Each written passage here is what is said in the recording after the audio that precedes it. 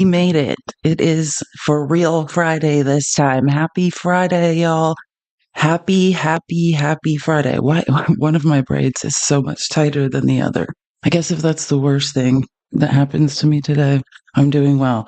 Keep tapping the screen, tap the screen, share the live with 10 people. Let's get to 50K as fast as possible. Give me one more second. I'm almost set up on YouTube and Twitch.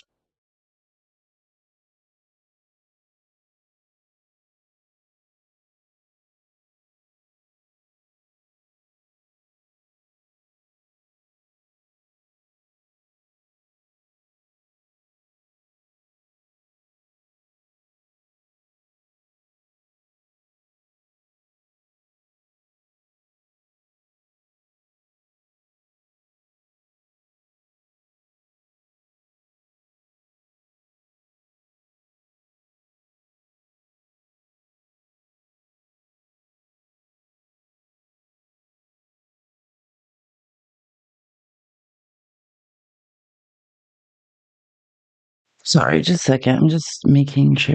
There's like a glitch. I can't comment in the chat on YouTube. Just almost done, and we will get started. Keep tapping the screen, share the live. Let's get some more people in here. We have a lot of important things to talk about. Oh, there we go. Perfect. For a second, my chat didn't work, but we're all fixed now. Okay.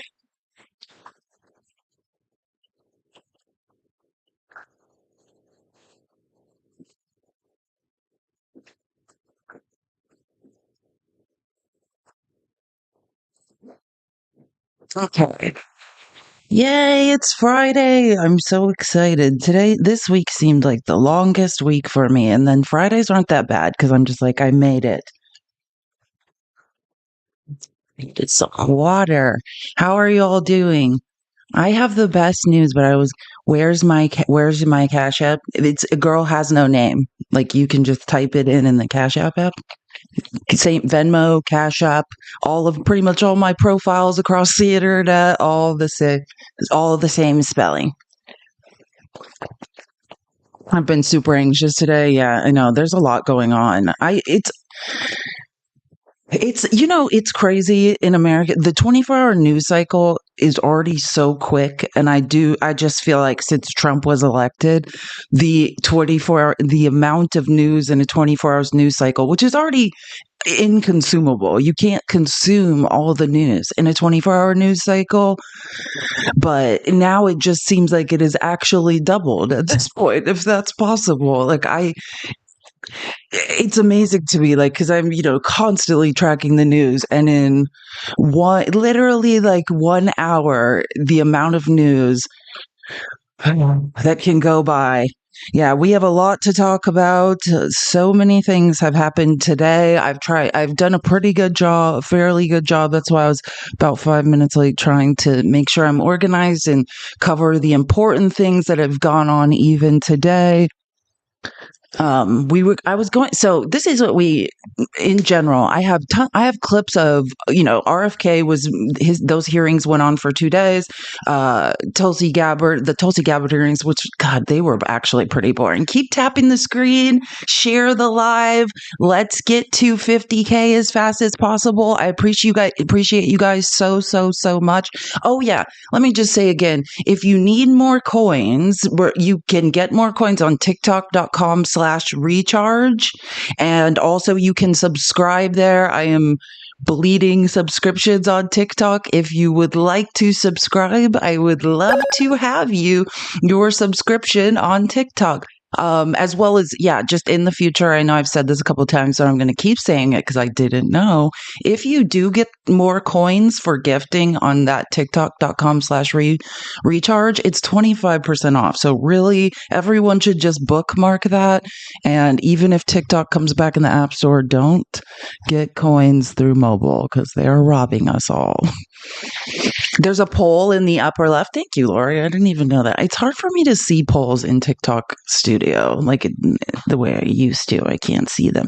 Thank you guys so much for all the support. Okay, there's 43 people in here now, so I think that's good enough to announce this. I do have some good news, which I rarely have. Thank you guys so much for doing such a great job watching the replays on YouTube. We got to 4,000 watch hours, so we can I'm trying to think of the right words, right?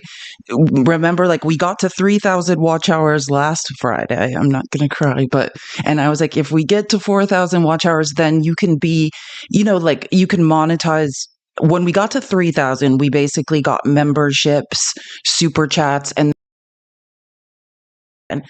then I was like, if we get to 4,000, you can be in their like ad network. You know what I'm saying? They can put ads on your page and you can make money. And we got to 4,000. I literally looked like a couple minutes ago, right before I logged on, and I was like, oh my God, like, because I couldn't find the watch hours. And there were, not to cry. And then I realized it's because they're like, oh, you could sign up now. So literally in 2 weeks, we've gotten like 2,000 watch hours. And like, that's all because of you guys, because my IP address does not count, as I learned, because I thought I could do it, but I can't. So thank you guys so much. Again, I don't have much more information than that. Like, I have to do some research into it. There's like paperwork I have to fill out and stuff, but I'll report back on all that. I was talking with Cootery yesterday. We're going to set up like a merch store. So if you're interested in like designing merch or helping with merch or something, there will be opportunities for that as well. I talked about this briefly yesterday, but again, I was speaking with Fax yesterday morning about him, Will Westmoreland, and myself possibly working on a pack together that will target, local candidates, particularly in rural districts, which I think will be cool. And if in fact I do become a part of that, I'll keep you guys posted. There will be opportunities to probably work within that. I'm sure there's a lot of things we could do to support local leftist, hopefully progressive candidates in rural areas. And like, my passion is just like, how can we get these local candidates, having these conversations about, hey, what are you going to do if your disability is canceled? If you're a veteran, if people that voted for Trump, how do we have these conversations about the things I'm sure that they had no intention of it happening when they voted for Donald Trump? So I'll let you guys know more about that next week. I should figure out more. I feel like I had one more thing to say. Oh, yes. So if you want to support me, again, this is Cash App, Venmo. I'll read those messages aloud in the YouTube chat. It's super cool. We have super chats, which are awesome.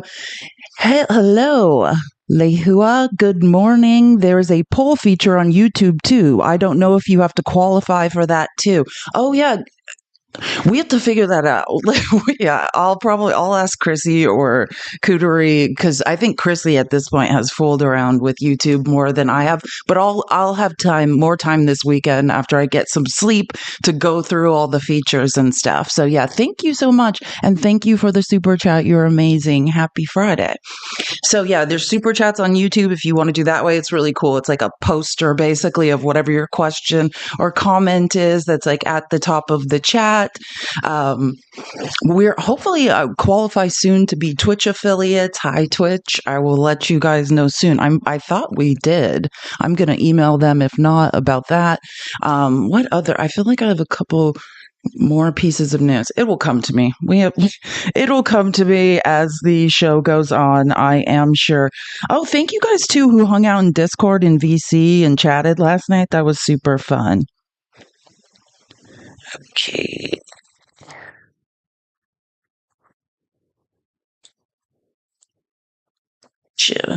Let's get into it.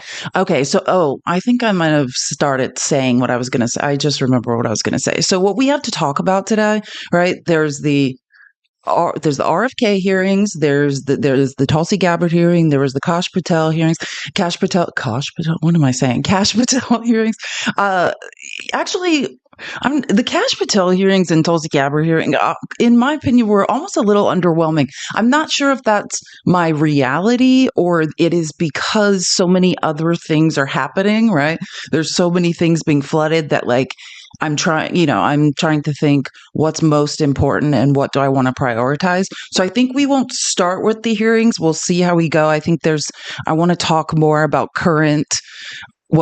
yesterday and today things happening because I think that will probably be more of interest to all of us. So I am going to start there and we'll see. And then we can get to it because the RFK hearing is pretty interesting. As someone who has a short attention span, watching RFK get torn to shreds for 2 days is quite entertaining. The clips for Tulsi Gabbard and things less interesting to me. It's just not fun to watch. But let me get the presentation up and we can get started. So what I want to do is we're going to end up, I was able, there was a press conference that just happened in the White House literally minutes before this live started. And so I did get that. I was able to get most of that clipped. And so but I want to give some background, start with things that were happening yesterday around the issues like the plane crash, the freeze, all of that. And then we'll roll into today's press conference. And then we'll see how we feel after. Yeah. RFK said he would give his son the proceeds from the HPV lawsuit as if that does it. But I know, God, RFK, I actually think I saw RFK more as like an idiot or lost and confused. And after those hearings and listening to that letter Caroline Kennedy sent, I see him very differently now. Like he is calculated, diabolical. Yeah, I see him much differently than I did. Before I was just like, okay, this guy's an idiot and just is saying whatever for attention and for power. Now I'm much more concerned about him. Yeah, like the way he can financially benefit. That's the most disturbing thing about that hearing is all the ways he can manipulate things in his position to make money off these lawsuits and other things. I could see Cheryl barely holding in the cringe face. I don't know though. Cheryl, if you have a spine, then leave him. You know what I mean? At first I thought Cheryl Hines had cared, and then I saw her like hawking like MAGA Make America Healthy Again candles. So the jury is out. I could never watch Curb Your Enthusiasm again. It's ruined it for me. Keep tapping the screen. You guys are amazing. We are almost to 50K. We have a lot of things. Having these three candidates at hearings at the same time was definitely diluted our attention. Oh yeah. It was fascinating because I thought when those hearings happened, that's a great point. It's kind of an example in being flooded with so much, the shock and awe, right? It shows you like what's important. I thought when those hearings happened, like we would be captivated by them, and largely it's like you barely hear about them. I thought the world would stop. We would all be watching those hearings, and do we even hear people? Okay, so did I see what Trump said about the crash site? Yeah, we talked about it. Yeah, I was talking about it. Like, if you guys don't know, Trump was basically like, oh, I'm not going to the crash site. I don't want to get wet.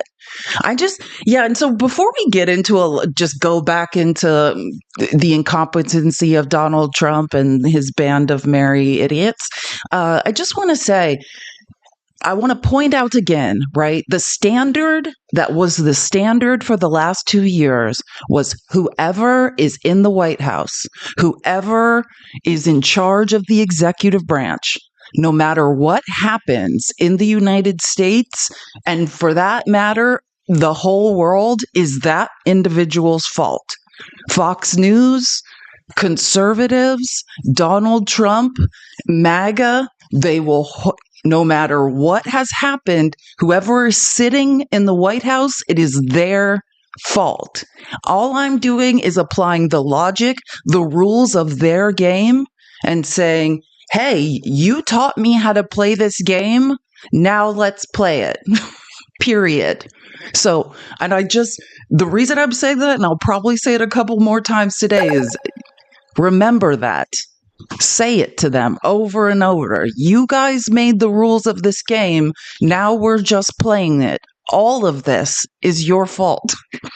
So we don't need to talk about, you don't need to post clips anymore, MAGA.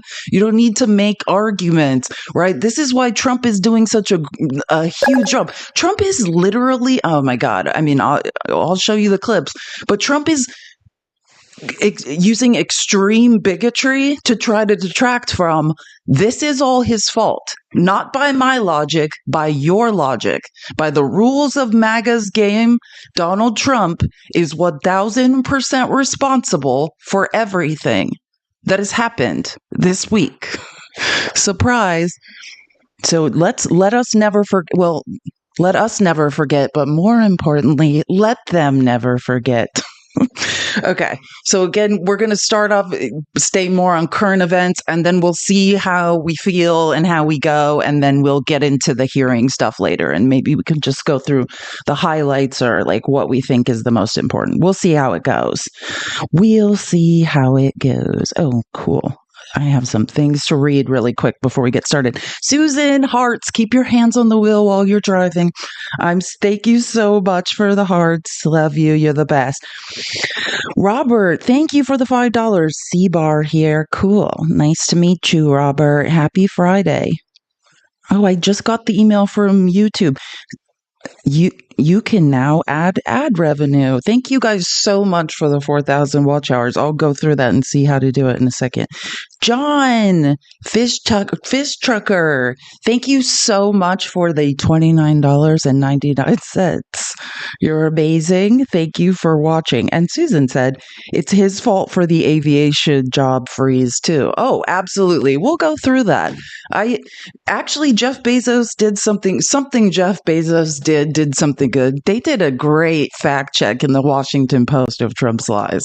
If you guys have, I'll show you in a second. But yeah, I love Washington Post fact checker Glenn Kessler. He's awesome. He did there's a great article. Beautiful. Well, Bezos owns the newspaper that has a person working there who did something good. That's what I mean, Loris. I don't know if Bezos did something good. I mean, what he's doing with unions is pretty much unconscionable. So, okay, keep tapping the screen. Let's listen. I love Brian Baez. I know we talk about him. I'm not sure what his name is on TikTok. People have said he's on TikTok. On X, he's at Mentally Divine. But yeah, I think he had a great take on what's going on. Last night, I fixed my mouth up on these motherfucking airwaves to say this. I don't want to hear any motherfucker on legacy media or social media tell me right now that this is not the moment for politics. If some shit like this happened where an American Airlines jet with 60 passengers on board collided midair with the DC police helicopter happened under Joe Biden's watch, Kamala Harris's watch, insert name of a Democrat right now, then everybody on fucking social media, everybody on legacy media would be saying he was a DEI hire. What the fuck is going on? Where is Joe Biden? Where's the president of the United States? What the fuck are they doing? Literally 12 motherfucking hours later, Schindler comes out on a press conference to say this. I put safety first. Obama, Biden, and the Democrats put policy first. Their policy was horrible, and their politics was even worse. And I assume maybe this is the reason. The FAA, which is overseen by Secretary Pete Buttigieg, a real winner. That guy's a real winner. Do you know how badly everything's run since he's run the Department of Transportation? It's a disaster now. He's just got a good line of bullshit. He's run it right into the ground with his diversity. So when I tell Democrats to take the fucking gloves off and get ahead of the story and start motherfucking blaming because this is what the fuck this motherfucker's gonna do the next day to fucking manipulate the media, that's exactly what the fuck I mean. And I understand that people's lives got lost, but you can make one statement and say, we pray for the families. And in 2 minutes later, there's another statement that comes out that says, motherfucker, he did it and he did it all. That's it. That's the messaging. What the fuck Lauryn Hill said in that song? It could all be so simple, but you rather. I love him. But this is the point, right? So I don't want people to be deterred. I noticed, because you guys know, in the middle of the night, I had started to put things in the Discord about that plane crash. And it was because I was noticing this is the pattern you'll see from MAGA. They don't want their logic applied against them. MAGA made the rules. Donald Trump is president.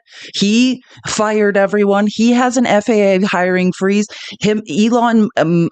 Elmo forced out, the FAA administrator. They didn't replace him. And then this tragedy happened and they immediately wanted to blame someone else. And while they were, planning who to blame, if anyone started pointing out the real truth, that Elon had forced that, was mad at the FAA, the head of the FAA, because he tried to fine him $600,000 in September and for other reasons. And now he was gone, and that they had created chaos and confusion in the FAA employees, that things, they had a hiring freeze and they were grossly understaffed.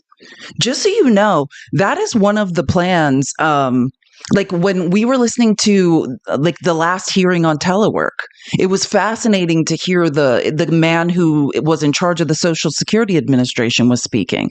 And he was explaining that just by a hiring freeze, right, by the Congress not allowing the federal government to hire by attrition, right, they had lost 5,000 jobs at Social Security. That's what happens during a hiring freeze. People quit.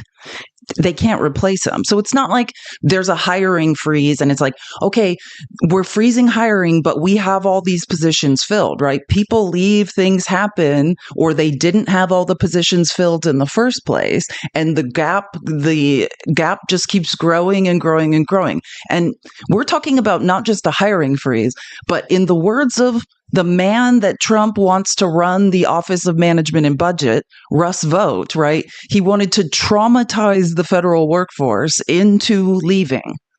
That is what is going on. This is his own words, Russell Vought. We need to traumatize the federal workforce into leaving their jobs. I don't know about you. It'd be hard for me to be an air traffic controller and do my job if I was being terrorized and traumatized into possibly quitting. It might be hard for me to perform at a level, right? So we'll get into it. But again, and I just want to always track this, I'm not suggesting anyone go look at Elmo's X profile because it will definitely hurt. It will definitely hurt your brain. All of the propaganda that you will be forced to see will hurt your brain. But I just want to show you an example. This is him yesterday, right? This was debunked immediately, and he's still spreading it yesterday. Right after the press conference, under the Biden administration, the FAA and other government agencies had absolutely insane hiring practices that endangered the public. President at-real Donald Trump and his team are working rapidly to restore competent personnel to all positions involving your safety. Notice the wording that they use. Because we know, right, that the exact same hiring practices, exact same language that Trump lied about and said Biden invented was in place during Trump's entire administration.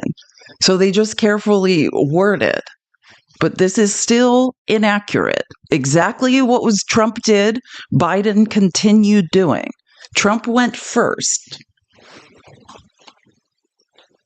So I want to show you an example of this. So Brian Krasenstein, who whatever, he's a leftist, but he's super friendly with Elon Musk. So he, underneath Elon's post, is fact check, the exact same policy was present under all 4 years of Trump's first term. Here's the Internet Archive, right? He's screenshotting from the Wayback Machine because they deleted it, right? They've changed it now, but he's showing that in 2019, under Trump's presidency, no, these policies were there. Just because you changed it now doesn't make it so.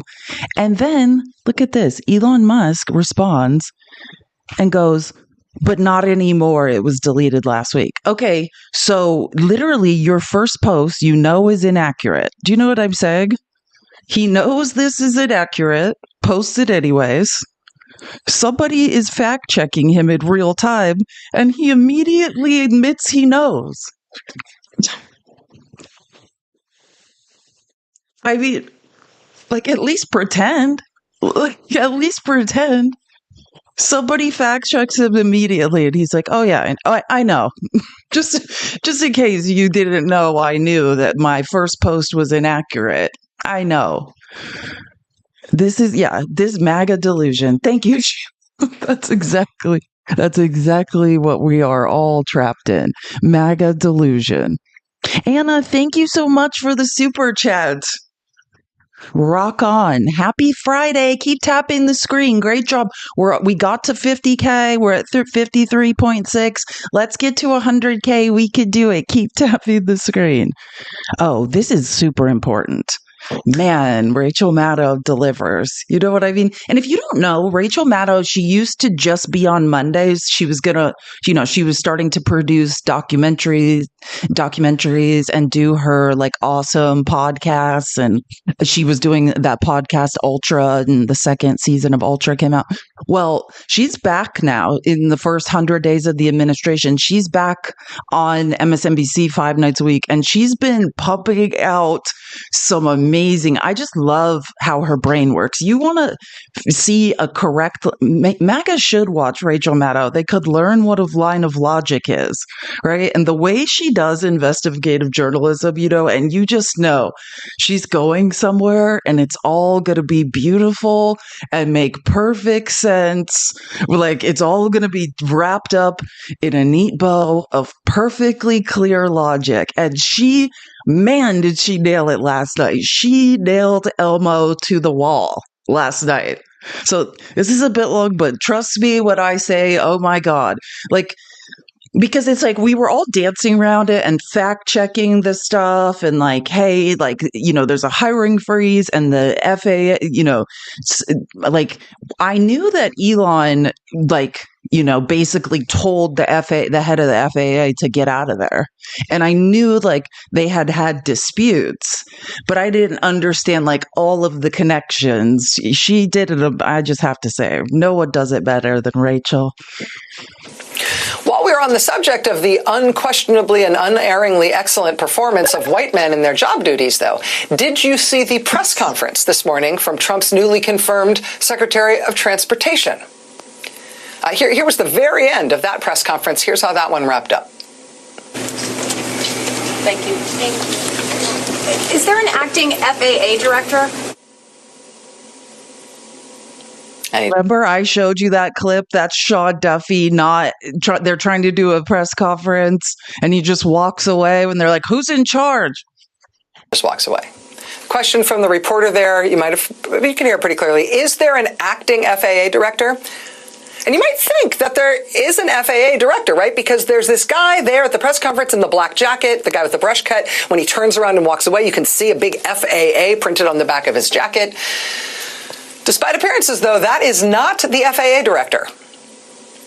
That is Trump's newly appointed, newly confirmed U.S. Secretary of Transportation, who also was plucked from the elite ranks at the tippy top of the meritocratic pyramid in this country, by which I mean he, too, was picked off of TV.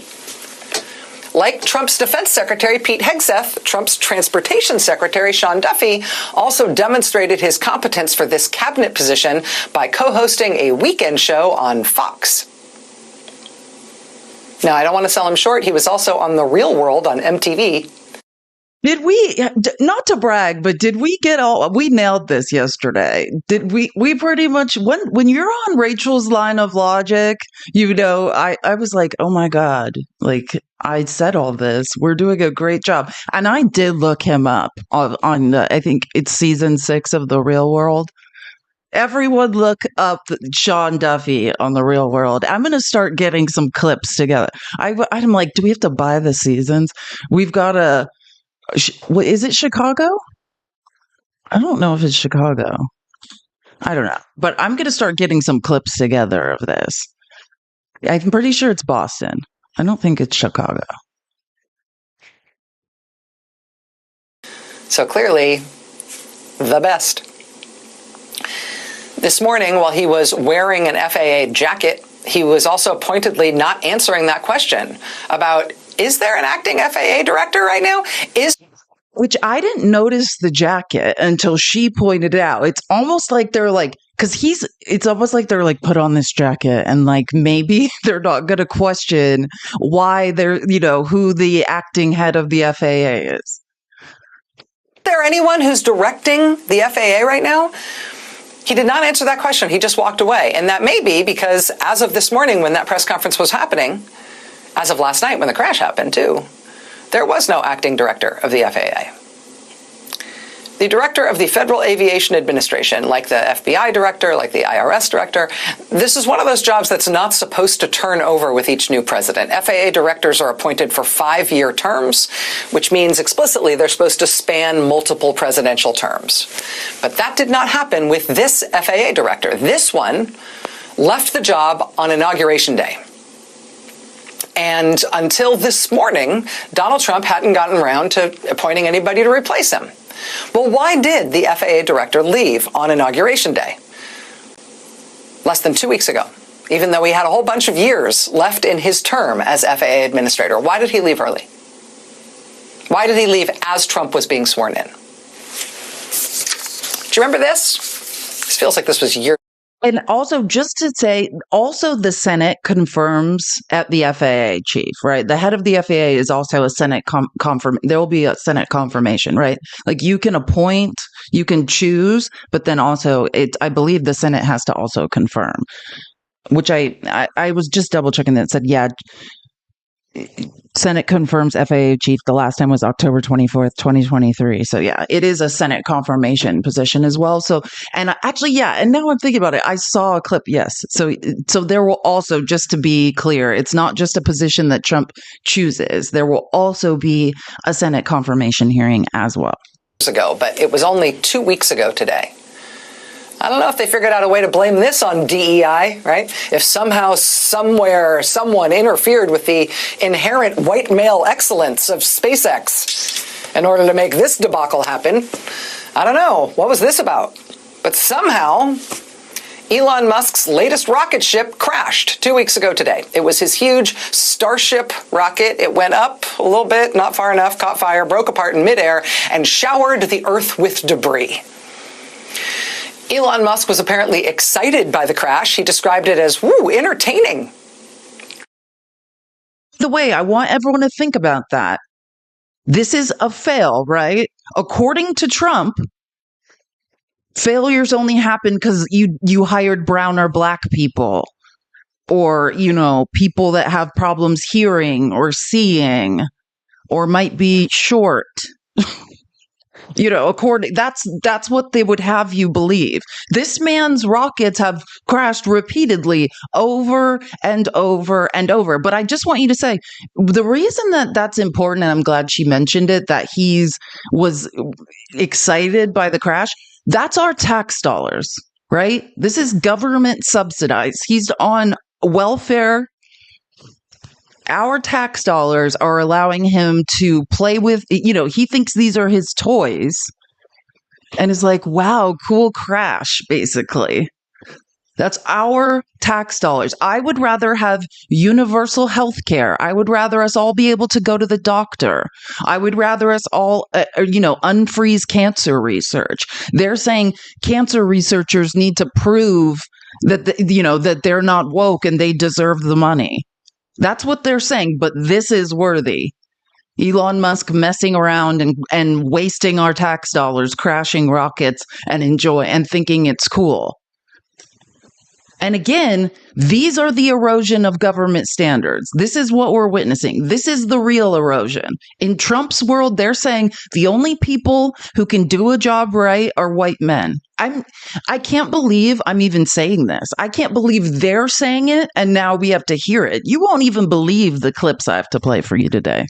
Meanwhile, people in Turks and Caicos are dodging the debris, and the good people at the FAA, in response to Elon Musk's screw-up, They had to scramble to emergency divert dozens of commercial airliners, including from JetBlue and American and Delta. Spirit Airlines had a plane in the air that had to veer off course. Also, same was true for a FedEx cargo plane. Commercial flights as far away as South Africa and Australia had to be delayed or diverted as they had to put out these emergency warnings over a whole big swath of the Indian Ocean because of Elon Musk's mess. Think about this. If it was anyone, but if this was NASA, they'd be like, this is a failure. We need to defund NASA. It's a waste of our tax dollars. This is the erosion of standards. This is a failure. But as long as you're, a rich white man, apparently it's cool to fail. This happened 2 weeks ago today, the Thursday before inauguration. After the crash, so the Friday before inauguration, the FAA, unsurprisingly, grounded SpaceX Starship program. You cannot try to fly this thing again until you figure out what went wrong here and you fix it. We cannot have anything like this happen again. You are grounded. That was the Friday before the inauguration. Then 3 days later, Inauguration Day, the head of the FAA administrator, was gone from his job. Elon Musk was rid of this FAA director who had grounded his rockets. Because what? An entertaining little crash? Which forced emergency diversions of dozens of passenger planes packed with humans? In September, while Elon Musk was busy spending the $250 million that he dumped into Donald Trump's campaign to make Donald Trump president again, Mr. Musk had posted a picture online of the head of the FAA and had demanded his resignation. He needs to resign. He had posted that because even before the FAA had to ground SpaceX altogether because of this most recent crash that Elon Musk thought was so awesome, even before that, the FAA had already issued a bunch of fines to SpaceX for ignoring safety rules and other. So is the picture coming together? Is the line of logic, which is a fabulous line of logic, this is what they're covering up.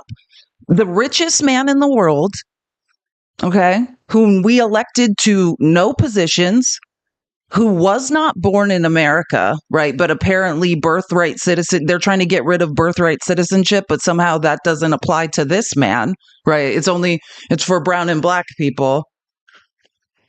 This man had a vendetta. He was mad at the head of the FAA, forced him out, right? Terrorized him, had his followers was posting things about him, saying he needed to get out and he needed to leave. Because, of Elon Musk's rocket crash, but then back in September, the guy wanted to fine him $600,000. That's probably in Elon's couch. We're talking about someone with $500 billion. Also, don't even just count his worth of $500 billion. Also, who's on government welfare, is getting our tax dollars as well. And because he's petty and is drunk on power and wants to do whatever he wants, he was challenged. The person who's supposed to protect aviation was saying, hey, you're doing all of this crap that's going to get somebody hurt. Stop. So Elmo went on a campaign to force him out. And that's what happened. Trump helped him get what he wanted. They forced the head of the FAA out. There's no one in charge of the FAA. They did a hiring freeze, right? They wouldn't, it's completely understaffed. That's what we have found out, right? That 2 people were doing the job of 4 when that plane crashed. So this is grossly negligent. And then on top of that, we have the guy who Trump wants to be in charge of the Office of Management and Budget, Russ Vought, saying we need to terrorize the federal workforce so they'll quit. Right? So not only there's supposed to be 4 people and there were 2 people doing the job of 4 people, but they're under extreme duress, wondering, will I have a job? Will I be here tomorrow? What's going to happen? They're being traumatized, in the words of Russ Vought, into quitting. These are the conditions that Donald Trump and his, Vice President Elmo created. And that's why now they have to lie, divert attention, blame black and brown people, make up stories, misdirect, because this is the real story. This is the reality of what has been going on leading up to this. Requirements. Elon Musk had adopted this as sort of one of his personal causes. This was one of his crusades. Get rid of the FAA. Get rid of this guy at the FAA who's in the way of my SpaceX company. He has been personally demanding that this guy be gotten rid of. And so he got it. FAA chief was out on Inauguration Day. And then 10 days later, we had a horrific mid-air plane crash whereupon one of the cable news hosts Trump hired for his cabinet wore an FAA outfit to a press conference, which made people wonder if he was running the FAA, which made reporters ask, hey, who is running the FAA? To which there was no answer, which apparently prompted Donald Trump today at a press conference to, surprise, name a new head of the FAA for the first time because he'd never bothered to do it before. That's called gross negligence. He has time to steal our $3 trillion that Congress, the appropriators of tax dollars, the legal appropriators of tax dollars, already allocated. They have time to do that. They have time to terrorize the federal workforce, right? He has time to do press conferences full of misdirection, misinformation, and disinformation. Yeah, thank you. I mean, and he has the most time to live on the golf course, but not enough time to think, hey, it's important to have someone in charge of the Federal Aviation Administration. It's important to have a fully staffed Federal Aviation Administration, because if we have two people doing the job of 4 while I'm traumatizing them into quitting, they might not do their jobs as well as they could have. This is the reality. This is what they're covering up, right? This is why Trump had to have all these press conferences and say all this crap. And yes, it is the FAA that is one of the agencies that will now be in charge of figuring out what went wrong in this devastating plane crash that killed dozens of Americans last night. But don't worry, Donald Trump says he has already figured out what happened. What happened here was diversity. And he's eliminating diversity. And so we can all feel safe. All our problems are all solved. Because, yeah, look at all of the cable news hosts. The one guy's got the little jacket, and the other guy's blurting out information on service members who've been killed. The president himself says he thinks he might get wet if he visits the crash site because it's a river. So, no, he's not going to do that because ick, wet. Just excellent. He truly said that. Now, I just want you guys to remember, right? What was it? Was it North Carolina, right? When the floods were happening in North Carolina and the hurricane. And if you don't know, like, depending on the type of disaster, it's not good for a president to visit right away because the security detail it requires diverting emergency services and police officers who are otherwise engaged in helping the life-saving efforts and the rescue missions and all of these different and it takes up airspace if Air Force One has to enter the airspace. So Biden waited until, the airspace was clear and it was a better time to visit. I think it was like maybe a few days after the initial hurricanes and flood in North Carolina. And what did we hear? I'm just playing by MAGA's rules. We said, oh, Trump would have been there on day one. Trump would have been there on day one. Trump's not going to go because he might get damp. So by MAGA's rules, this is unacceptable. This is a dereliction of duty. Trump doesn't want to get damp, so he's not going to go to the crash site. Every standard that MAGA holds other people to, they hypocritically, not hypocritically, what? Hypocritically do not hold themselves to. Hypocrite is the word of the day, right? This is why their lines of logic collapse upon themselves. They have a set of rules they want to apply to everyone else, and they do not hold themselves to any standards. We've got a washed up real world reality TV star. We've got the least qualified Secretary of Defense in history.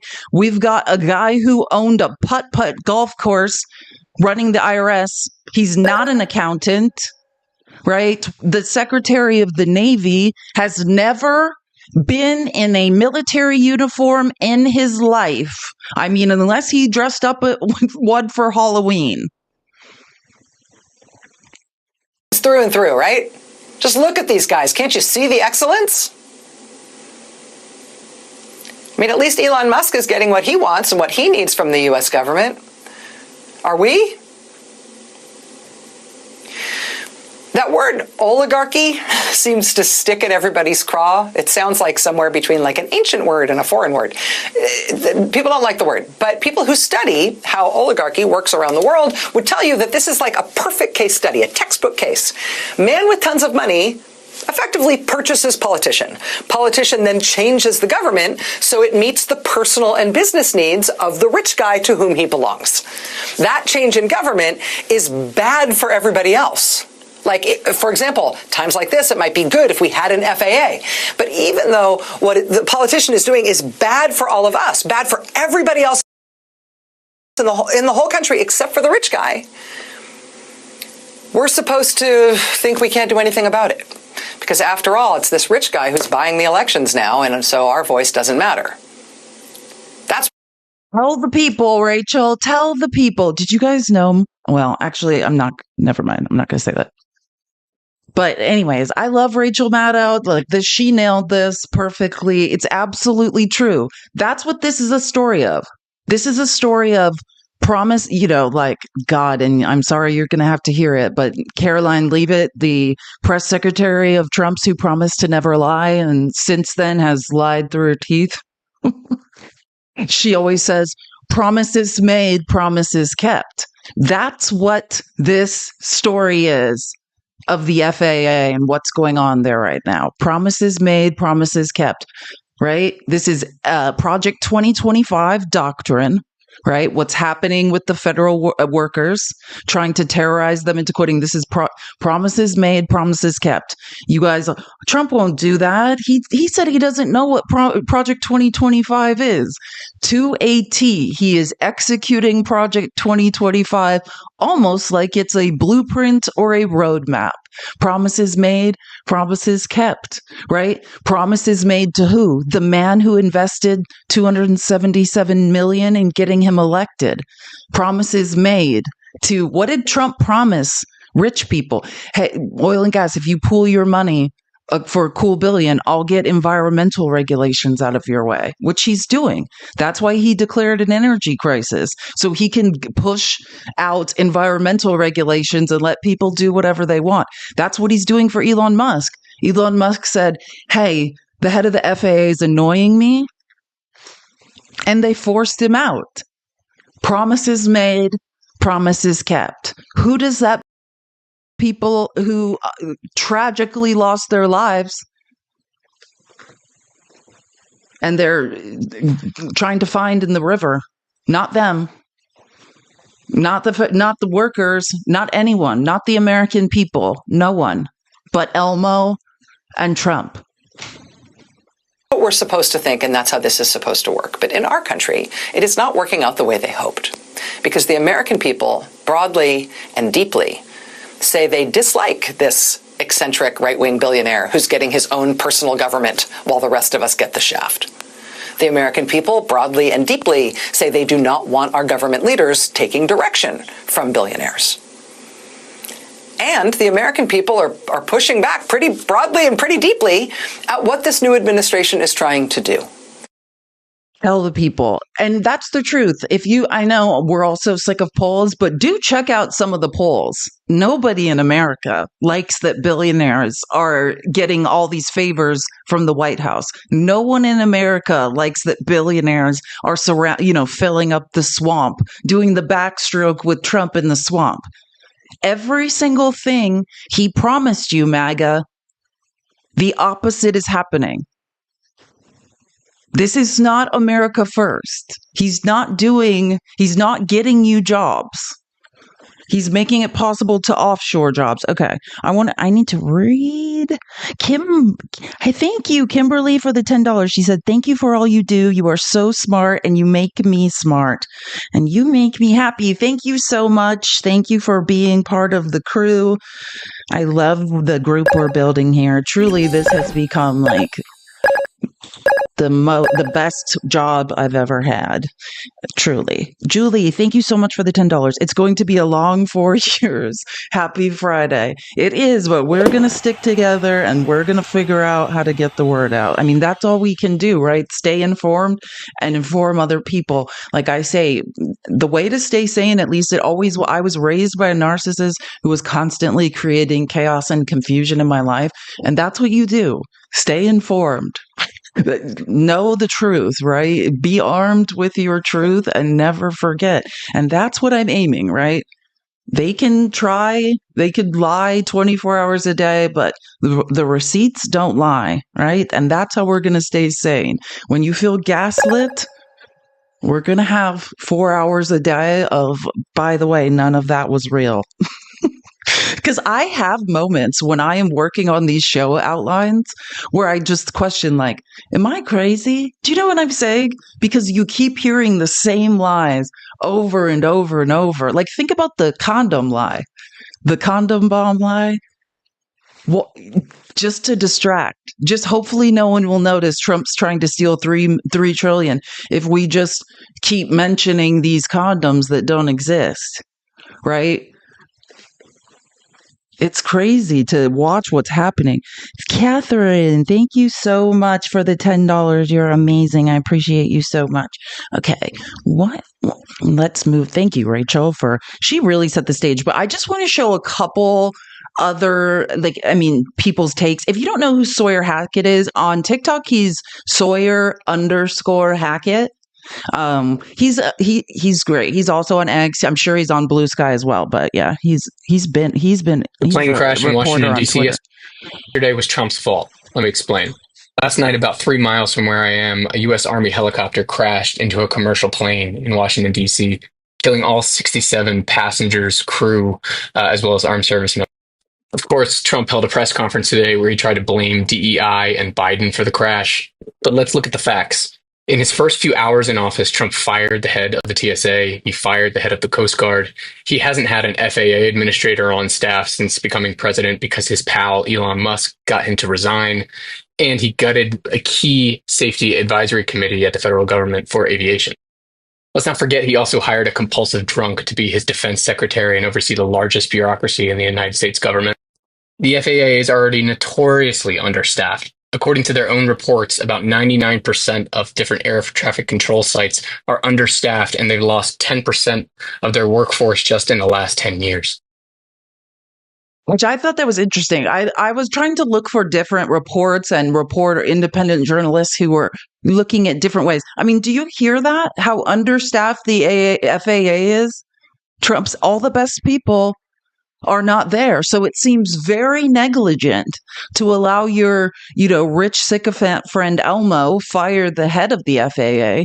It seems very negligent to then create another hiring freeze when they're already understaffed. And just so you know, what's in Project 2025 that is now being executed like a blueprint, all of those principles have been in play. They've been trying to force that stuff in Congress and otherwise, the conservatives, for years, right? It is always their goal to create hiring freezes in the federal government, right?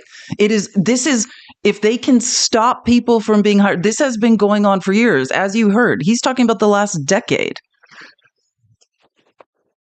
Trump was literally warned that this was going to happen. This was 8 days ago. These are two of the top Democrats on the Transportation Committee warning Trump that his freeze on hiring for DEI was going to cause problems with air traffic control. And then, of course, just hours after Trump claimed that the crash may be due to DEI, the FAA released a report saying that staffing conditions at DCA were not normal at the time of the crash and that one controller was doing two jobs. Trump refuses to take responsibility for anything. The buck never stops with him. One controller was doing two jobs? That's pretty crazy. So again, I'm just getting, his name is Sawyer Hackett. If you want his, is this the only, he just started posting on X? I didn't even realize that. Because he's a Democratic strategist, communication, like he's been on Twitter for a long time. Here, it's Sawyer, SAWYER _ Hackett, HACKETT. Is it? Here, let me see if it will enlarge or if it's one of these ones you can't. No, it's one of the ones that disappears. I don't know why. Yeah,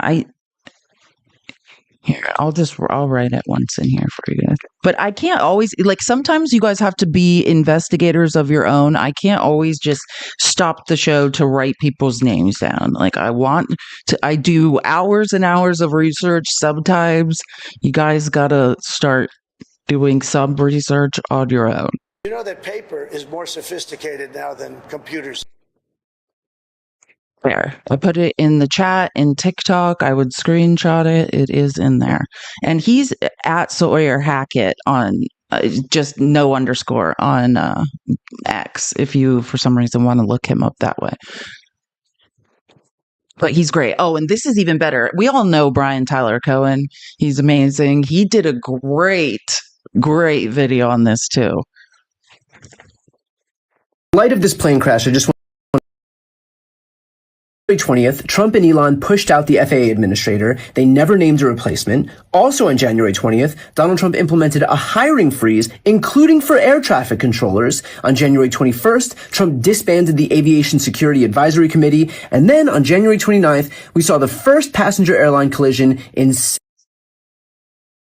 I don't know why the video isn't moved. More sophisticated now than computers. Sorry. Hiring freeze, including for air traffic controllers. On January 21st, Trump disbanded the Aviation Security Advisory Committee. And then on January 29th, we saw the first passenger airline collision in 16 years. I should also note that only one air traffic controller was working at the time, despite the job requiring two people. And so what does Donald Trump do? Well, he can't shoulder any of the responsibility himself, so he points to Joe Biden and the Democrats and Pete Buttigieg and DEI because he is incapable of accepting responsibility for his own actions. Dude ran for president. He wanted to be the guy in charge. Now he gets to act like it. God, I love that. Now he gets to act like it. Do you understand? Just like your own line of logic. Nobody's attacking you, MAGA. You made the rules. Whoever's in the White House is ultimately responsible for everything that happens in the world. Donald Trump, your Lord and Savior, needs to thank you, Sarah. Take accountability for his actions. Now, accountability is something you, MAGA, you know nothing about. It's also, there's many letters in that word, so you probably are going to have to Google that. Accountability is the key, right? And this has been reported on. I'm pretty sure I screenshotted an article. I think I did, that I can show you guys after if you want more information on this, because I haven't seen this one widely reported. Like Rachel Maddow didn't report on this. Here's some more examples of negligence that Trump needs to take accountability for. Folks, we've got a really concerning update coming in right now. So apparently less than 24 hours before that American Airlines passenger jet and that military helicopter collided near Reagan International Airport, there was a near miss, like a similar incident almost happened at the same location. Let me explain. Apparently, Republic Airways Flight 4514 had to abort its landing and reroute because a helicopter was in its way as it approached the airport on Tuesday. The plane, which was inbound from Connecticut, had to dramatically increase altitude at the last second in order to avoid a collision with a helicopter that was hanging out near the airport. Thankfully, on its second approach to the runway, that plane was able to land safely. New audio from air traffic control related to that flight has now been released confirming that this occurred. This raises even more questions about the way Donald Trump has handled this entire incident, the way his Department of Defense is flying these helicopters so close to the airports, and his refusal to take any responsibility. Trump continues to try to deflect from the fact that he got rid of a key aviation board, that him and Elon Musk forced out the head of the FAA just right after his inauguration because he fined Elon Musk something like $600,000 for safety violations from SpaceX. All of his actions right now are coming under scrutiny because they clearly seem like they made our country far less safe. We're going to be following all. So again, like people were talking about, I'm trying to remember the report. I think I have, sorry, I have so many bookmarked articles on this. Oh, I forgot. I actually, I don't think yeah. So people, like one of the original things was like, I think it was coming from the military. Like they were saying like, oh, this was a training for like I'm not talking about this one, the second one that almost the near crash that it was avoided. That's not what I'm referring to. But when the crash first happened, some of the first reports, when they started talking about this was a Black Hawk, like yearly annual training flight, and they don't know if they had like night vision goggles on. But this is like what we're learning is, hey, whether or not that is true or what, and in any crash or near crash, right, there are unique characteristics that are going to be unique to that situation. And I do recognize that. But what I'm trying to explain, and I think what shows is a pattern. Right. And I don't think I screenshotted the article, but you can look in the Washington Post today, because what's being reported on is that this is over the Potomac River. There's a huge congestion where military helicopters are regularly flying and causing it. And it has long caused a concern that yesterday it wasn't an isolated incident. That's what we need to understand. The day before, this almost happened. Right. And you can find an article in the Washington Post. Actually, maybe it is in the outline. I think this is in the outline. Let me just find the name of the article. So in case anyone really wants to look this up. Yep, I have it. It's called, it's in today's Washington Post. It's called Helicopters Flying Along Potomac Frequently Pose Dangers to Passenger Jets. So I'm highly intelligent. I do understand that in the particular crash yesterday, as information comes out, there are characteristics and, cause and effect situations that are unique to that incident.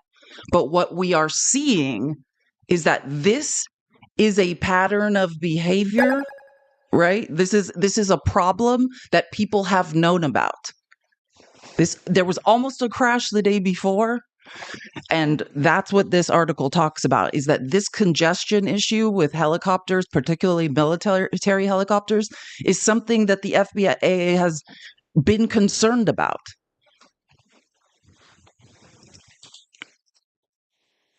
Yeah, we all know Washington. Jeff Bezos owns the Washington Post. I'm pretty sure everybody knows.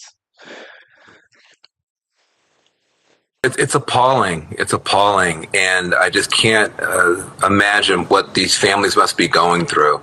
Look, I have flown in and out of that airport, and so have you, more times than I can possibly count. It is every family's worst nightmare to say goodbye to someone, to them to be texting you as they're taking off, and then you never see them again. And you worry, how did they die, and how much pain was there?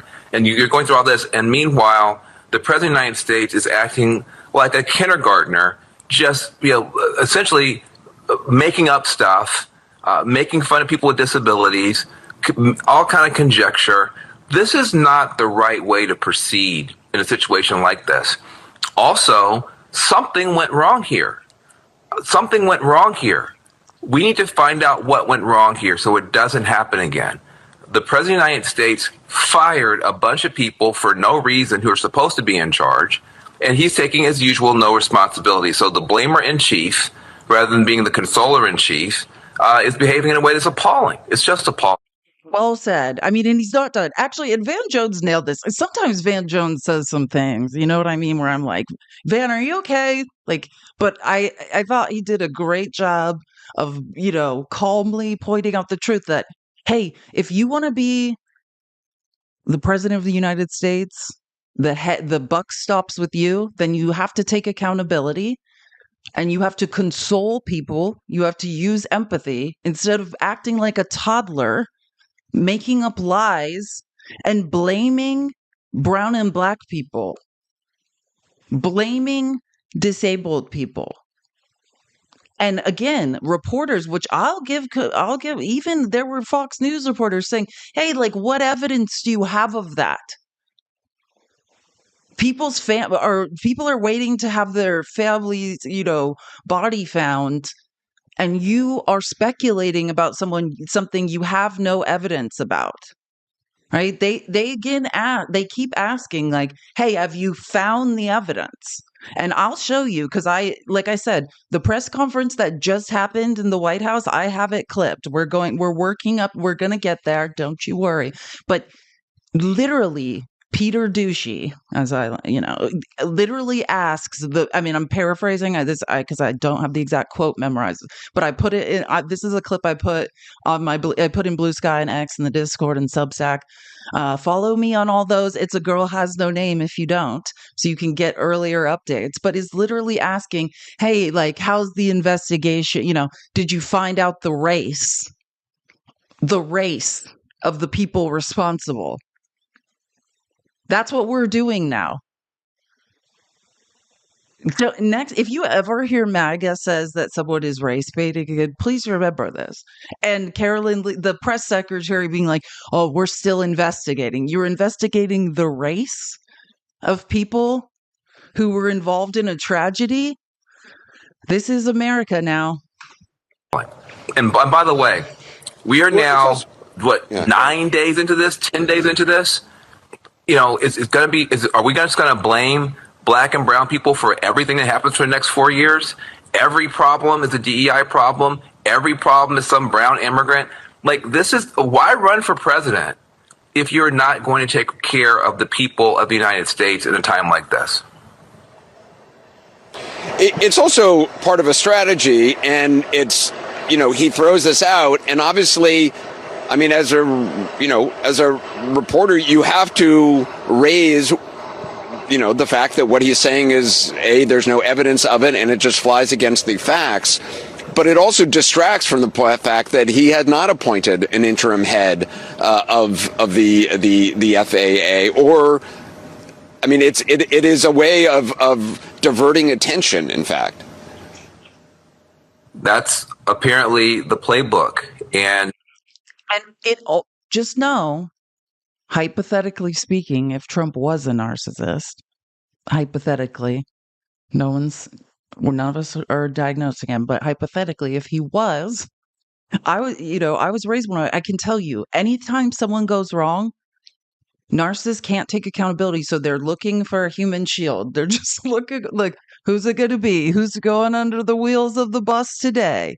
Immediately. Right? That is truly what happens. And apparently it truly will be because everything is by MAGA's logic. Again, not ours. We didn't make up the rules of this game. By MAGA's logic, Trump is president. Everything is his fault. And so there's going to be a lot of scapegoats, right? They've got to find a lot of black and brown people to blame, a lot of disabled people to try to throw under the bus, right? Because he's in charge of the free world. So he's going to mess a lot of things up. He already is messing a lot of things up. So there's going to be a lot of scapegoats. This is the problem, and it's a big problem. There are going to be many, many times, many, many moments where something bad happens in America, where you need the commander-in-chief to step forward, to lead a process to figure out what's going on, to comfort victims, to bring us together as a country. And apparently, this is not in the job description of Donald Trump. Instead of doing the things that you need a president to do, you need a president. You need somebody to put, this is a horrific accident. There's no way around it. And the people who died in a horrible way. We need leadership. We need comfort. We need clarity. We need answers. We need someone who's going to, by the way, if you misidentify the problem, you misidentify the solution, and this could happen again. And this should never happen again. Blaming Van Jones, actually, this is probably one of my favorite clips of him ever, because I have to say about 50% of the time he's annoying the shit out of me. But he nailed it. If you misidentify the problem, you will never get to a solution. That is the truer words were never spoken. By Trump's inability to take accountability and identify the real problem and say, hey, we needed this. This hiring freeze is probably a bad idea. Terrorizing the federal workforce into quitting, it's probably not helpful. We're putting people under duress. Instead of just randomly blaming black and brown people or just yelling about disabled people and using misinformation and disinformation to do that, if he never identifies the real problem and never fixes it, because narcissists refuse to identify the actual problem because that requires accountability, this will happen again. Right? Think about this. They want to gut the federal workforce. If you're going to keep if we're supposed to have more people working, if one guy was doing the job of two, as is being reported today, who's under duress, wondering at any moment, am I going to be fired? Am I going to be terrorized? What's going to happen? These mistakes will keep happening. So just know they are not fixing the real problem. They're not even acknowledging the real problem. So sadly, we could be back in this position very, very soon. It's the same thing with the Ohio train disaster. Trump, remember, bragged about all his deregulation? Deregulates train brake safety. Then we had the Ohio train derailment. I fear if Trump continues deregulation, if Trump continues saying, hey, in order so billionaires and myself don't have to pay taxes, I've got to cut corners everywhere else, we will continue to have these tragedies. And nobody on the right seems to be willing to acknowledge the real problem. Oh, and this is good. If you don't watch the Joy Reid show, Joy Reid's fabulous on MSNBC. Strong black woman, strong, super intelligent black woman. Can't get enough of it. She had a great angle on this, and I didn't see anyone else reporting on this, so you're going to love this. 94. Here, I would say screenshot this now, right? Take a screenshot of this. So if you are ever with your family, your MAGA family who wants to yell about DEI, or you're in a debate, these are great statistics to have. I have a screenshot on my phone, but I'm just saying, take a screenshot now before I play it, because this is super interesting and I haven't seen this being reported anywhere else. Like, DEI, what? Everyone there is white. Nearly, but you get my drift. 94% of pilots are already white. 84% of mechanics and technicians are white. 84. Look, I'm going to help. Listen, I don't mean this in a wrong way, but I need people to start helping themselves. If you screenshot this, you can make it bigger, right? I don't need to make this bigger for you. When you screenshot it, you can enlarge it. Percent of engineers are white, and 78% of air traffic controllers also white. Donald Trump's FAA director resigned under pressure from Elon Musk. We know that same day, this was on Inauguration Day, Donald Trump froze air traffic controller hiring. Want to screenshot this timeline? I also love these timelines. I screenshotted all these because I'm like, I know I'm going to be in a debate and we're going to have a confused MAGA person that needs the visual. along with all federal hiring. The Aviation Safety Advisory Committee was disbanded on January 22nd. The buyout demand, which is not really a buyout, trying to get people to resign in exchange for some vague promises to existing employees, went out January 28th. And on January 29th, the very next day, we had this crash. And Donald Trump tried to blame President Biden, but here's the number of deadly airplane crashes that took place and fatalities under President Biden. The answer is none. 94. The answer is none. And I have seen so much misinformation. Like, I'll give you an example. Oh, I should have screenshotted it. Where did I see that? Man, I should have screenshotted it and I didn't. Like, MAGA, because sometimes I truly don't know. Because it's not that I don't think MAGA like lies. I know that they do. It's not my naivete, but I also have seen so many examples of them like having no idea how to do real research. So it's like sometimes they'll think like they found some data and then you'll be like, this has nothing to do. Like there's this post on X somewhere, which I'm sorry I didn't screenshot it. I wish I would have. But it's like a response, like to a video like this, and then like a MAGA person thinks they're doing something, and it's complete misinformation. It's like, actually, like that's not true. And it reports on like from I think like 2020 to 2024 through 2024 each year, every unaliving due to aviation accidents around the world. We're not even commercial, just random people who have their own you know what I mean? And it's like, what statistic is that? Because this is real, right? There weren't this is the worst tragedy. This is the worst airline tragedy since 9/11 in America. That's real. Now, have plane crashes occurred in the world? Yes, they have, MAGA. I don't know what that has to do with this, though. Oh, yeah. Do you guys know who this is? This is the guy, the Miracle on the Hudson. Sully, the movie where Tom Hanks played him in a movie? This is the pilot that like landed that plane. Yeah, and Lawrence Taylor had him on his show, not to really, like, in fairness to him, he wasn't talking about politics. He was more just talking about his experience. If you haven't seen the movie, Tom Hanks stars in it. I suggest watching it, but this is the real guy.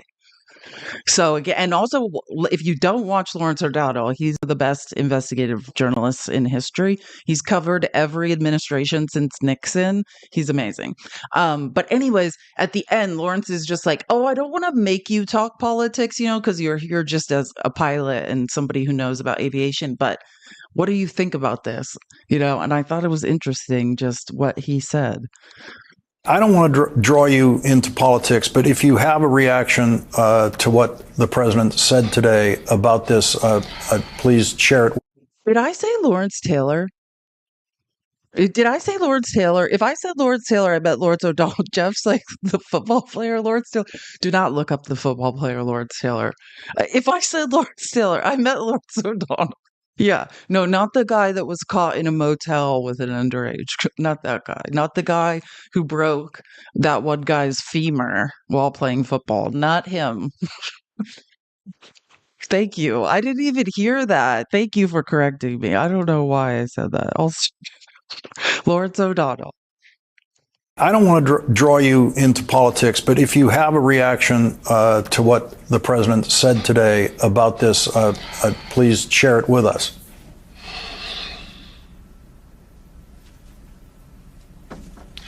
Not surprised, disgusted. Man, a few words, but I think he nailed it. His face, not surprised. Like 4 seconds of silence. I mean, how much more effective can you be? Not surprised. Disgusted. Like, hey, well said. There you go. You don't need to say much. And this is, okay, and this is just another example. Like, I'm saying MAG is spreading a bunch of numbers that make no sense and have nothing to do with anything. Here's another example of a horrible thing they're up to today. Right? Like, this is the result. In order to make it so Trump doesn't have to take accountability. There is no amount of number of fake data. Let's say unrelated data. I don't know for sure because I didn't look up, I didn't cross check that. Those numbers might be real. They just have nothing to do with the subject we're talking about, right? And this is one of the grossest things MAG is up to if you haven't heard about it, right? This is Ed Krasenstein. He said to the right-wing lunatics spreading a false rumor that transgender pilot Joe Ellis was the pilot in the Washington, D.C. crash, you should be ashamed of yourselves. Ellis just released this statement. So, and I'm going to show you the video because it's a video. But yeah, that's what they're doing. They've somehow tied a transgender person, a pilot in the military, and said they were piloting this craft and are no longer with us. So this person now has to make a statement and correct the record. No, and I know I'm with you, Jane. Oh, please. I know. I saw this and I was like, this is sick. But like, as someone that spends hours on X making these outlines, it's not, I wish it was only a couple people. It's sick what they're doing. Interesting morning. This is Joe Ellis. I am a Black Hawk pilot with the Virginia Army National Guard. I understand some people have associated me with the crash in DC, and that is false. It is insulting to the families to try to tie this to some sort of political agenda. They don't deserve that. I don't deserve this. And I hope that you all know that I'm alive and well, and this should be sufficient for you all to end all the rumors. I also have a statement. The Department of Defense is responsible for casualty notifications. There were no Virginia National Guard personnel on that Black Hawk that collided with the jetliner Wednesday evening. Thank you. Yeah, great job, MAGA. This is like, I don't even know what to say about that. Deborah, thank you for joining Felice's Friends. Thank you for the membership on YouTube. Amazing. I appreciate it so much. I'm going to go through all those this weekend and follow you all back. Thank you guys so much for the support on YouTube. You all have been amazing in our first week. So that's one of the grosser things they've done. Well, and this is a continuation of the grossness. So again, in order to not have to take accountability, as you know, narcissists have trouble doing, Trump did a big show, which I'll show. I mean, I just took a couple clips of it, but did a big show and signed another executive order. I think I was thinking about this. Trump's going to break some record for the amount of executive orders. Like, I feel like every single day we're going to have like at least like 5 executive orders of complete BS. And this is one of them. Here's the Trump order pinning blame for the DC crash on Obama, Biden, women, and people of color. And if you want to, I took the relevant screenshots, but this is what it's called. If you want to look up the executive order for yourself, go ahead and screenshot it. Immediate assessment of aviation safety. Like what Trump could just put in a Truth Social post now. He's like, executive order. The shocking event follows problematic and likely illegal decisions during the Obama and Biden administrations. Remember, so in his own executive order, he is lying. Right? The same policies that were in place during Biden's administration were also in place during Trump's. We know that because the internet, right? Even when you delete something from the internet last week, like you did, it's still there in the Wayback Machine. And this was already reported on. I know it's so present. This is an executive order to not take accountability. I mean, we're writing executive orders so a narcissist doesn't have to take blame for something. This is our tax dollars at work. The Obama administration implemented a biographical questionnaire at the FAA to shift the hiring focus away from objective aptitude. No, what work application doesn't have a biographical questionnaire? Like, are you joking? Anyways, my administration raised standards to achieve the high. And wait till you see me fact check. Wait till I have some things to show you. Wait, because not only like this, all same policies. Obama, Trump, Biden, same policy. So Trump made a fake executive order blaming everyone but him, even though same policy. But Trump did some extra DEI. That's the best part, that the other two didn't do. Like, on top of it. And it's so weird because I don't notice him taking any accountability for that in here. But we'll get to it. I am further ordering the Secretary of Transportation, that's Sean Duffy, and the new FAA administrator to review all hiring decisions and changes to safety protocols made during the prior 4 years. Yeah, we get it, right? And this is important. This is a good clip. This is the NTSB. And this was the National Transportation Safety Board member who was doing a press conference. Jake Cohen from CNN. Can you tell me if the NTSB has reviewed this FAA internal report that has been cited by the New York Times indicating that... So, and the guy is a loud breather. Like, at first I was like, what is that sound? I can't hear the question. I think it's him breathing. Or like someone's on a respirator nearby. I don't know what's happening. But the guy, I know it's the guy breathing. I think I didn't realize what it was at first. That's why you can't hear it. But the question, he's basically saying, "Hey, the New York Times and the Washington Post, they're reporting that." Actually, the air traffic controllers were understaffed, that one guy is doing two jobs, that it had been decided. There's a report, like that. There is a internal report. Let me make sure I say this right. There's an internal FAA report basically saying that, like, hey, one person's going to have to do two jobs. And that was going on when this crash happened. And somebody from the FAA or someone got a hold of the report and allowed like the New York Times and like the Washington Post to review the report. Like I'll show you an article. I'll give you an example of what I mean. But yeah, the reason, just know that I think that's breathing. Jake Cohen from CNN. Can you tell me if the NTSB has reviewed this FAA internal report that has been cited by the New York Times indicating that the controller that was on duty at the time of the crash was doing a job that's usually done by two people? We have not reviewed any specific reports about the controllers at this time, at least from the leadership team. Our investigators are continuing to pull all that information, their personnel records, their files, where they were at, whether they were fatigued. All that information will be part of that investigative process. But right now, we can't speculate on anything that may have been reported in the media until we get the opportunity to validate and understand how it impacts the investigation. Yeah, the government won't comment, but I mean, it is a report that exists inside the FAA. So, I mean, I'm sure they have access to it.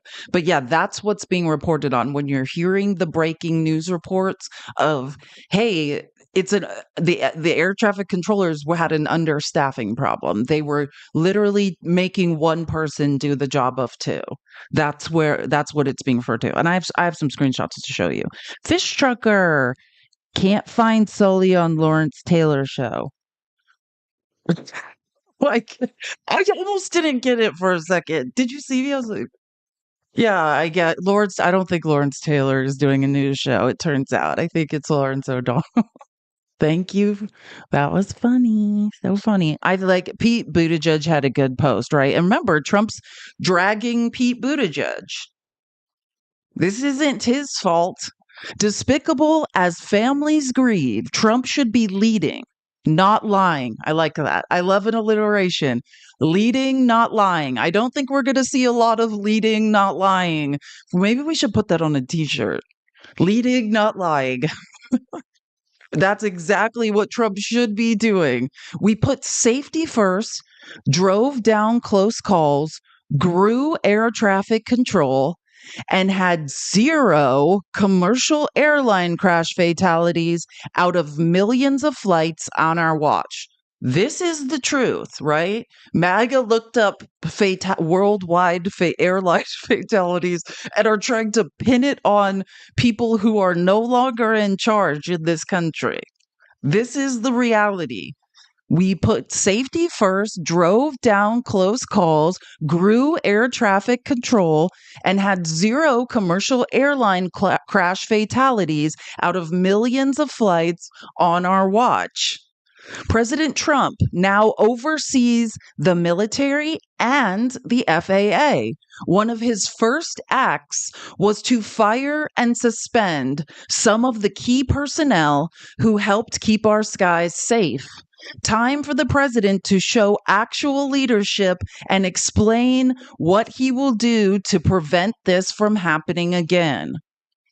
And did he do that? No. He signed an executive order taking responsibility for a fake reality. Cool. And blaming other people. And this, puzzle piece. You don't have to hear the puzzle piece sound anymore, by the way. If you're wondering why you don't hear it, I just see them because I figured out if I turn off the computer system sounds, then you guys don't have to hear that puzzle piece sound when it pops up. You're welcome. Anyways, so if you want to read more, like I was saying, about them reporting on this report that they were allowed to view, this is an example of one of the articles. This is the Washington Post. Control tower at National Airport understaffed before deadly collision. 2 of Reagan National Airport's air traffic controllers were doing double duty. So that's why I was saying 2 people were doing the job of 4. That's what was happening during this crash. It is negligence. And Trump's trying to force more people to quit. Wait till you hear him being asked. You're gonna die when you hear this press conference. So again, let me just highlight some of this. Wednesday evening, when a passenger plane and a military, we know it happened. According to a government report about the circumstances surrounding the disaster that killed 67 people and sparked renewed debate around the airport's crowded airspace. According to the report, described to the Washington Post, 2 people were handling the jobs of 4, among other colleagues inside National's control tower at the time of the collision. The control tower staffing levels, the report concludes, were not normal for the time of day or the amount of air traffic over DC, where an average of more than 100 helicopters a day zip around and underneath arriving and departing flights.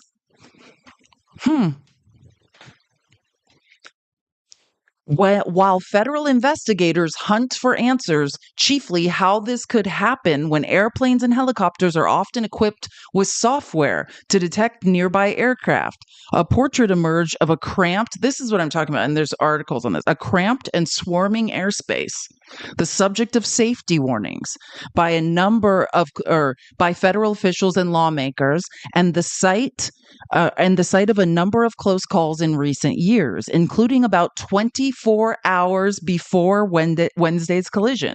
The day before, another plane had to abort a landing at National to avoid a crash with a helicopter.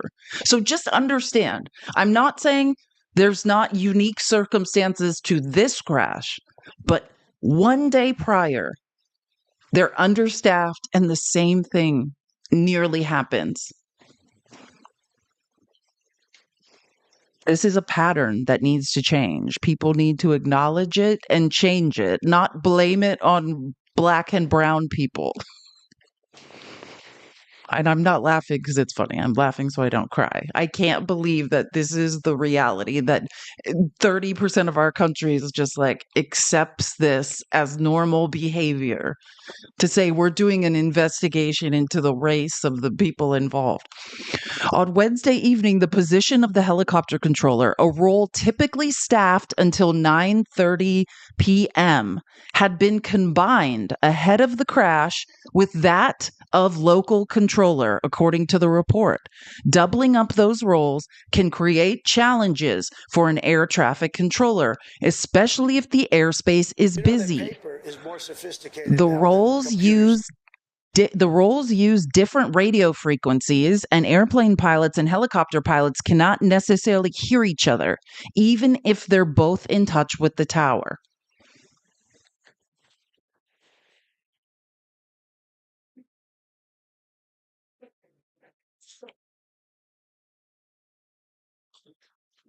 Day before DC plane crash, another jet had to abort first landing at Reagan National. If you want to read about that report, you can. This is from the Washington Post. It's just describing that specific situation.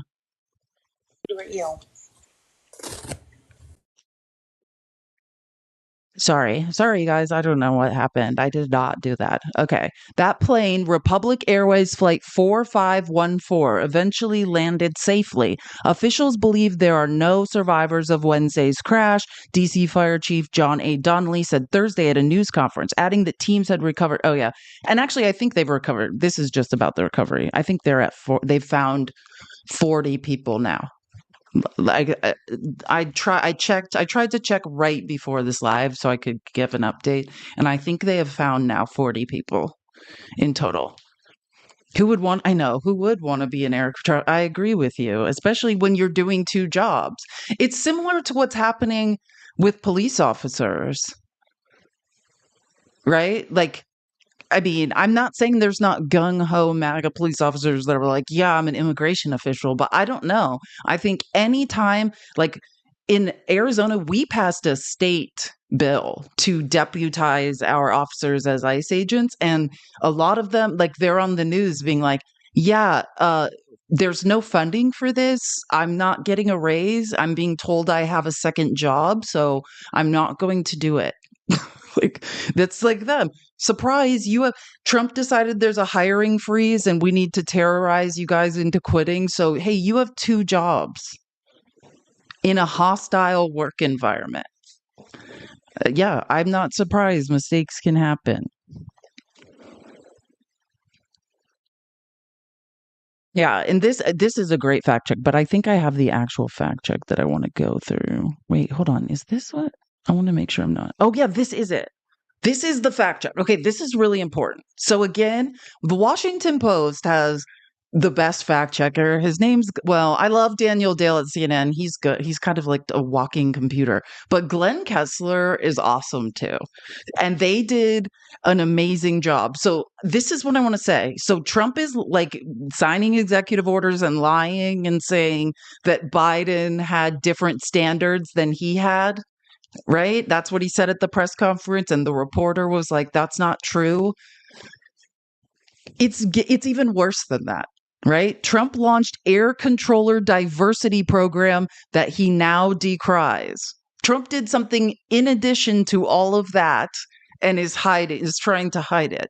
And at least the Washington Post followed up and did a report on it.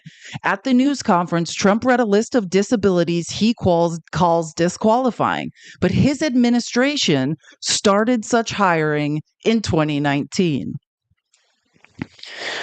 Yeah, and again, what Trump was reading that was false at that press conference was a Fox News report, and it's also reposted in the Daily Post. That's what Elon Musk was posting.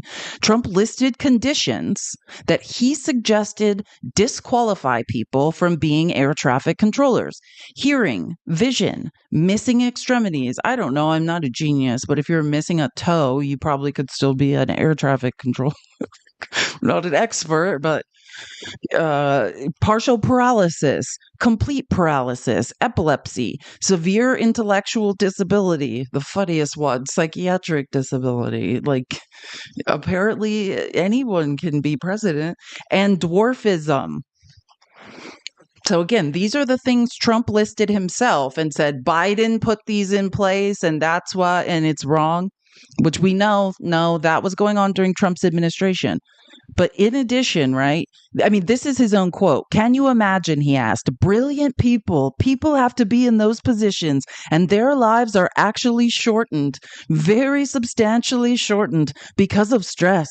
He suggested that it was wrong for anyone with those conditions to qualify, quote, for the position of a controller of airplanes pouring into our country, pouring into a little spot, a little dot on the map, a little runway.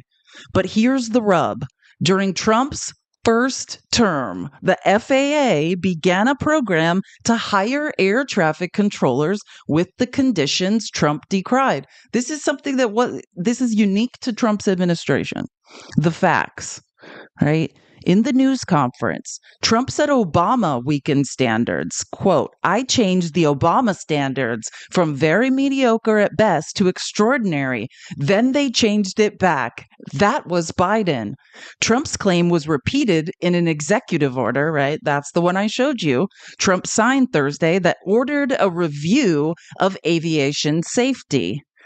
Quote, during my first term, my administration raised standards to achieve the highest standards of safety and excellence. For air traffic controllers, the Obama administration in 2013 instituted a new hiring system that introduced a biological questionnaire to attract minorities underrepresented in the controller corps. The program was criticized, such as in Fox News report in 2015, as making it harder for more skilled applicants to get hired as controllers. But Trump, in his first term, left the policy in place, leading to a class action lawsuit filed in 2019 by Mountain Stakes Legal Foundation. The case was due to go to trial this year. So, and I'll get to this, but in the press conference that just happened, Trump's press secretary mentions this lawsuit as if it was filed during Biden's presidency. It was filed in 2019. You see fact checkers saying facts. So remember, when you hear Caroline Leavitt say that this lawsuit had to do with Biden, it was filed in 2019. So again, quote, FAA provides aviation careers to people with disabilities. Now let's see when the agency announced this. The agency announced on April 11th, 2019. This is a program that Trump created. The pilot program, the announcement said, would, quote, identify specific opportunities for people with targeted disabilities, empower them, and facilitate their entry into a more diverse and inclusive workforce, end quote. So again, this is separate from the standards that Trump was saying, were different. Though, yes, Obama, Biden, Trump's all same standards, but this pilot program that ended in a lawsuit is unique to Trump. It was Trump's pilot program. And again, I actually support this program. I don't think that this program is wrong, right? There's many roles at the FAA, and people with disabilities are not precluded from them. And just so you know, just like the lie that's going on in the military, if you have a disability or not, for any role you apply for at the FAA, they have to meet the same standards, right? They do not lower the standards. That is a lie told to you by MAGA, courtesy of MAGA. Isn't a discipline. I don't know, Lars. Keep tapping the screen, you guys.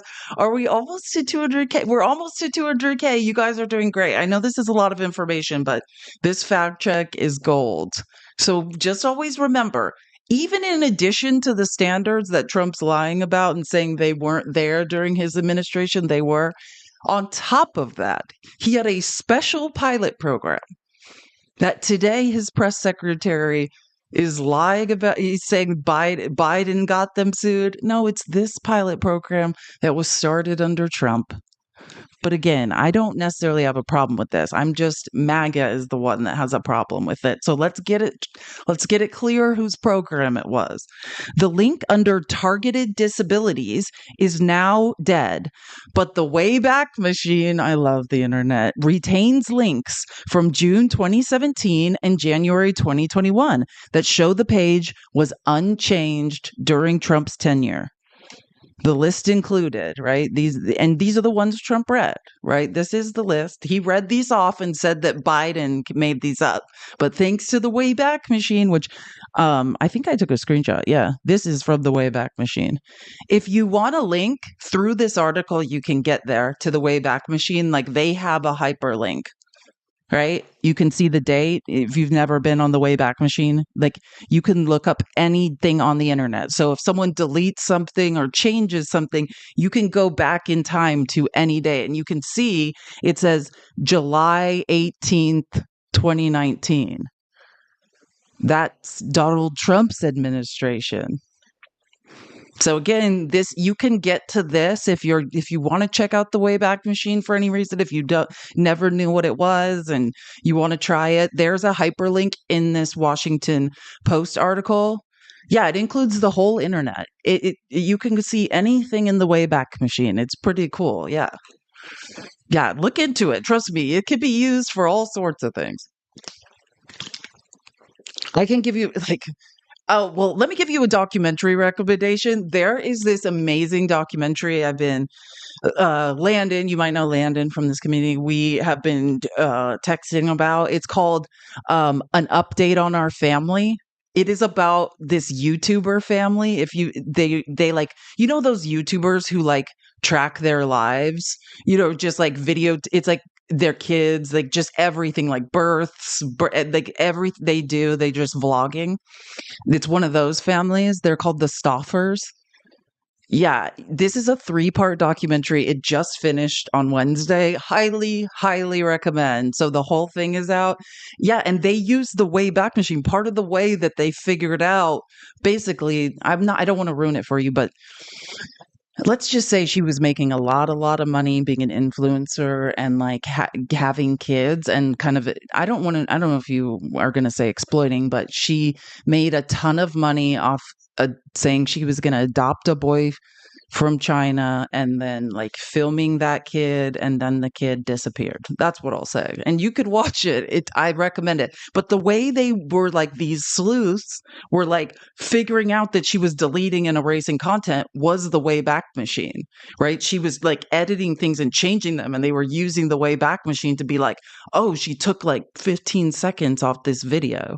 So yeah, you could do any type of detective work with the Wayback Machine. Again, it's called, if you want to watch that documentary, it's called An Update on Our Family. Highly, highly interesting. It's called An Update on Our Family. It is on Max. Yeah, it's about the Stoffers, which were like I guess a very famous vlogging YouTube family, and what happened to a kid they adopted for clicks. So again, the announcement said the program was conceived. This is Trump's pilot program that he got sued over. The announcement said the program was conceived when an air traffic manager met a quadriplegic student had assumed he would never qualify to be a controller. If you don't, quadriplegic, quad is the Latin prefix meaning four.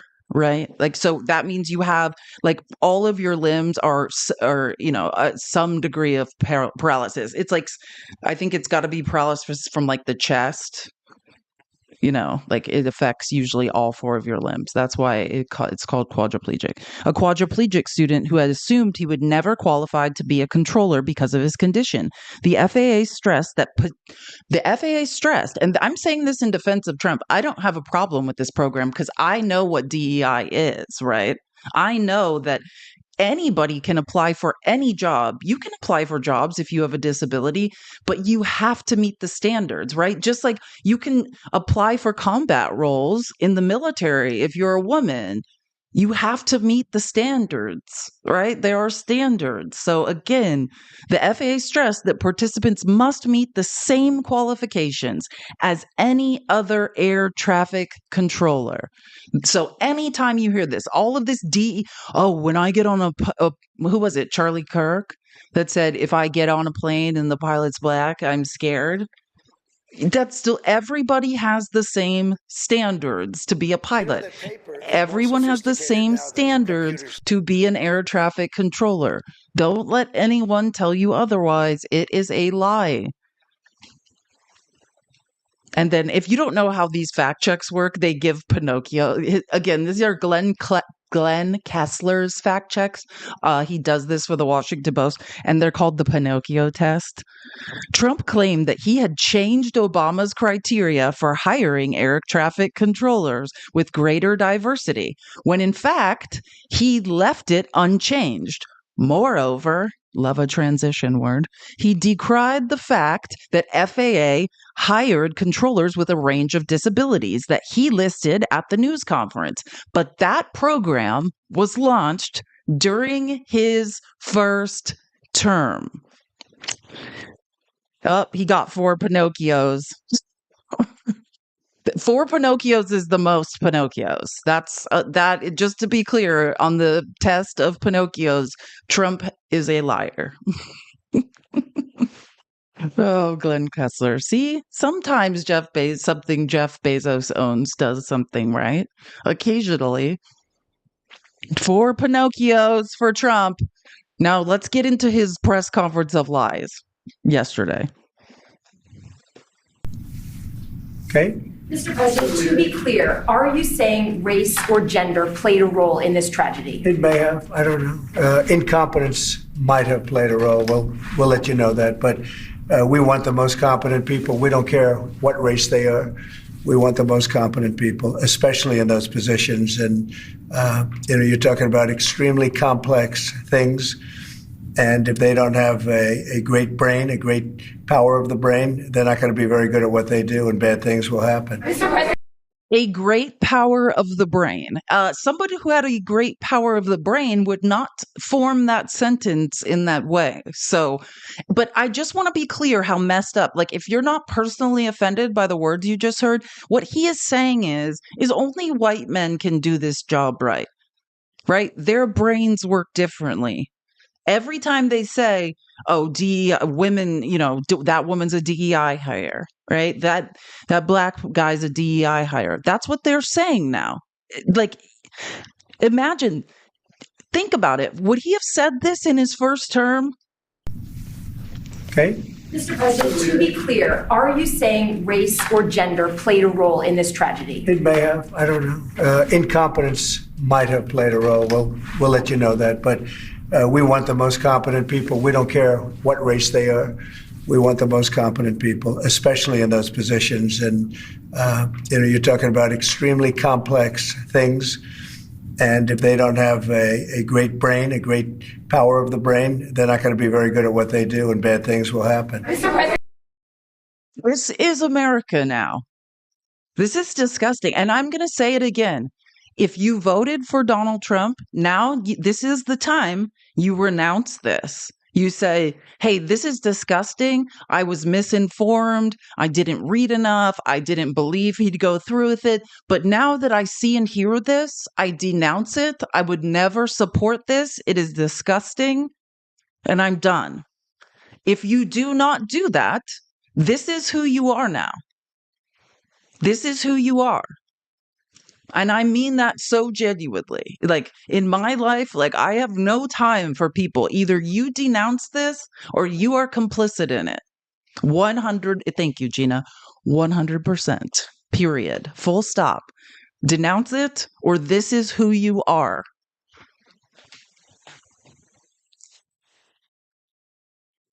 explained the first, but really more importantly, explained the second, and we'll start signing. Go ahead, please. Yes, sir. Just 2 items for your signature today. The first is the formal commission appointing Chris Rochelot to be the Deputy Administrator of the Federal Aviation Administration. Right. And since the commissioner position since the administrator position is currently vacant, he will act as the administrator since he's now been appointed deputy. And he's a very capable guy. Extremely experienced in aviation and highly regarded in the industry and in government. And I didn't have time to do a dig on this guy. I can't even pronounce it. I can't even remember how to pronounce his last name, but I'll look him up like sometime this weekend. I have not looked into what this man's history is yet. Oh, and I have something to read. Robin said, thank you for the $5, Robin. She said, Musk on oh my God, what is wrong with my brain? January 9th, 2024, tweeted about plane crashing. Wait, I want to make sure. Let me go on the cache. I want to make sure I'm reading that whole message because it says like ... I don't know. Saying something. Give me 1 second, Robin. No, we'll check. Here we go. For Musk, yeah, okay. Musk on January 9th tweeted about plane crashing. Yeah, CK it. I'm not sure if I think I got it right, but I'm not sure if I understand. Musk said DEI was the cause of the Boeing crash. Oh, yeah. I mean, I think we're clear on who Musk is, right?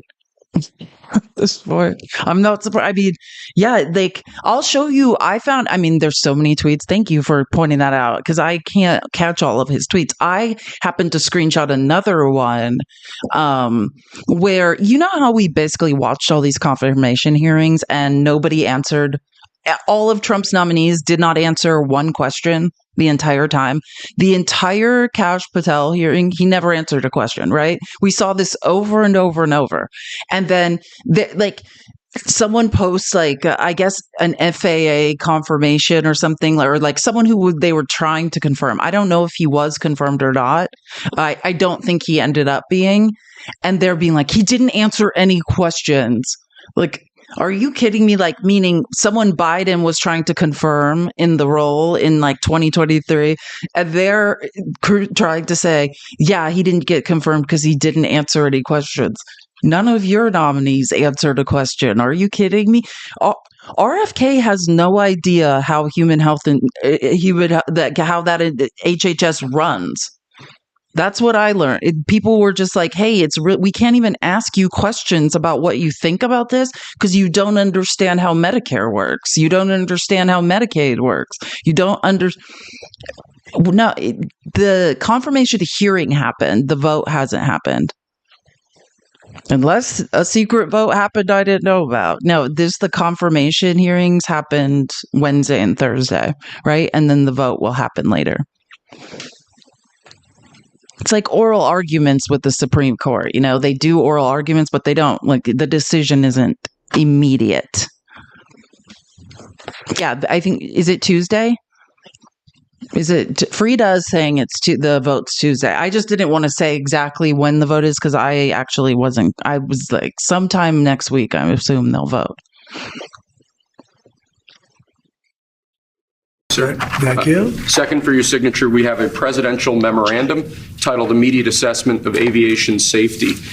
In light of the damage done to aviation safety by the Biden administration's DEI and woke policies, what this presidential memorandum orders is for your Secretary of Transportation and FAA Administrator, in this case acting FAA Administrator, to basically ensure that we are actively undoing all of that damage, that we are assessing how much damage was done, and that we're ensuring that people hired within the FAA, in keeping with your memorandum of January 21st, are only... Yeah, this is about the executive order we went through. So whatever he wants to say, that's less important. We went through the executive order. It's just gross. It's just bigotry.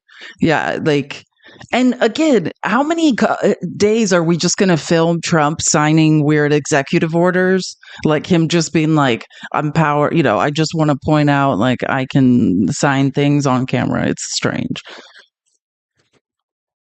Wait, let me answer the question. So I pulled up an article about the RFK hearing things. Thursday was his second hearing, right before a different committee. One before Finance Committee, and the other was in front of the Education, Labor, and Pension Committee. And then it says, sorry, I'm scrolling. He is scheduled to appear. Yeah, we got that one. Meanwhile, I'm trying to find. When is the vote, though? Sorry, maybe it doesn't. I thought that it implied they would say that maybe it doesn't have when the vote is. Has anyone found it? Can somebody? No, it just has information. I'm not sure when the vote is. I don't know. Maybe it's not scheduled. I literally looked up Kennedy confirmation vote. I typed when is Kennedy confirmation vote, and I'm not. It just has summaries of day 2 hearings. So I'm not 100% sure. So I'm not just going to make something up.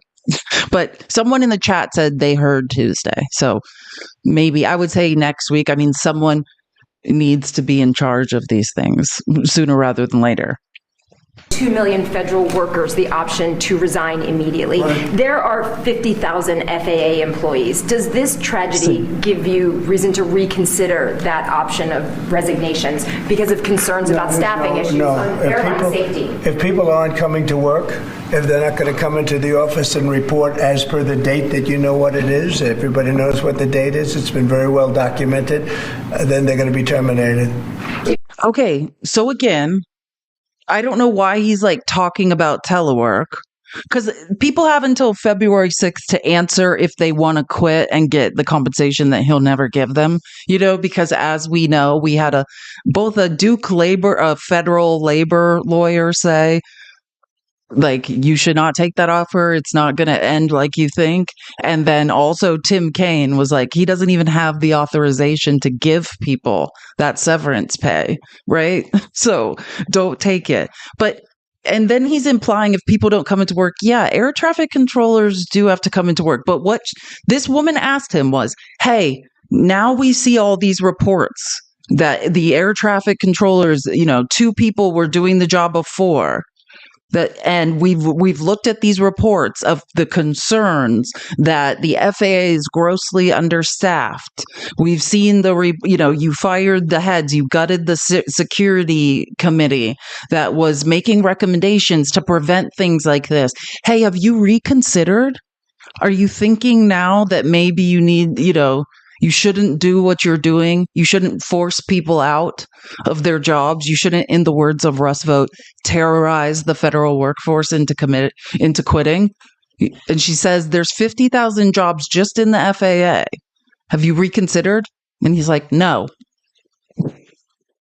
He's learned nothing. Full steam ahead, right? This plan, Project 2025, is the blueprint and the roadmap, and he is not making any detours or any U-turns. This is the plan.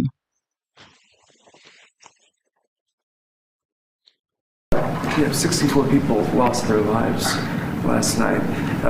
If you aren't confident that DEI had any role, why bring it up?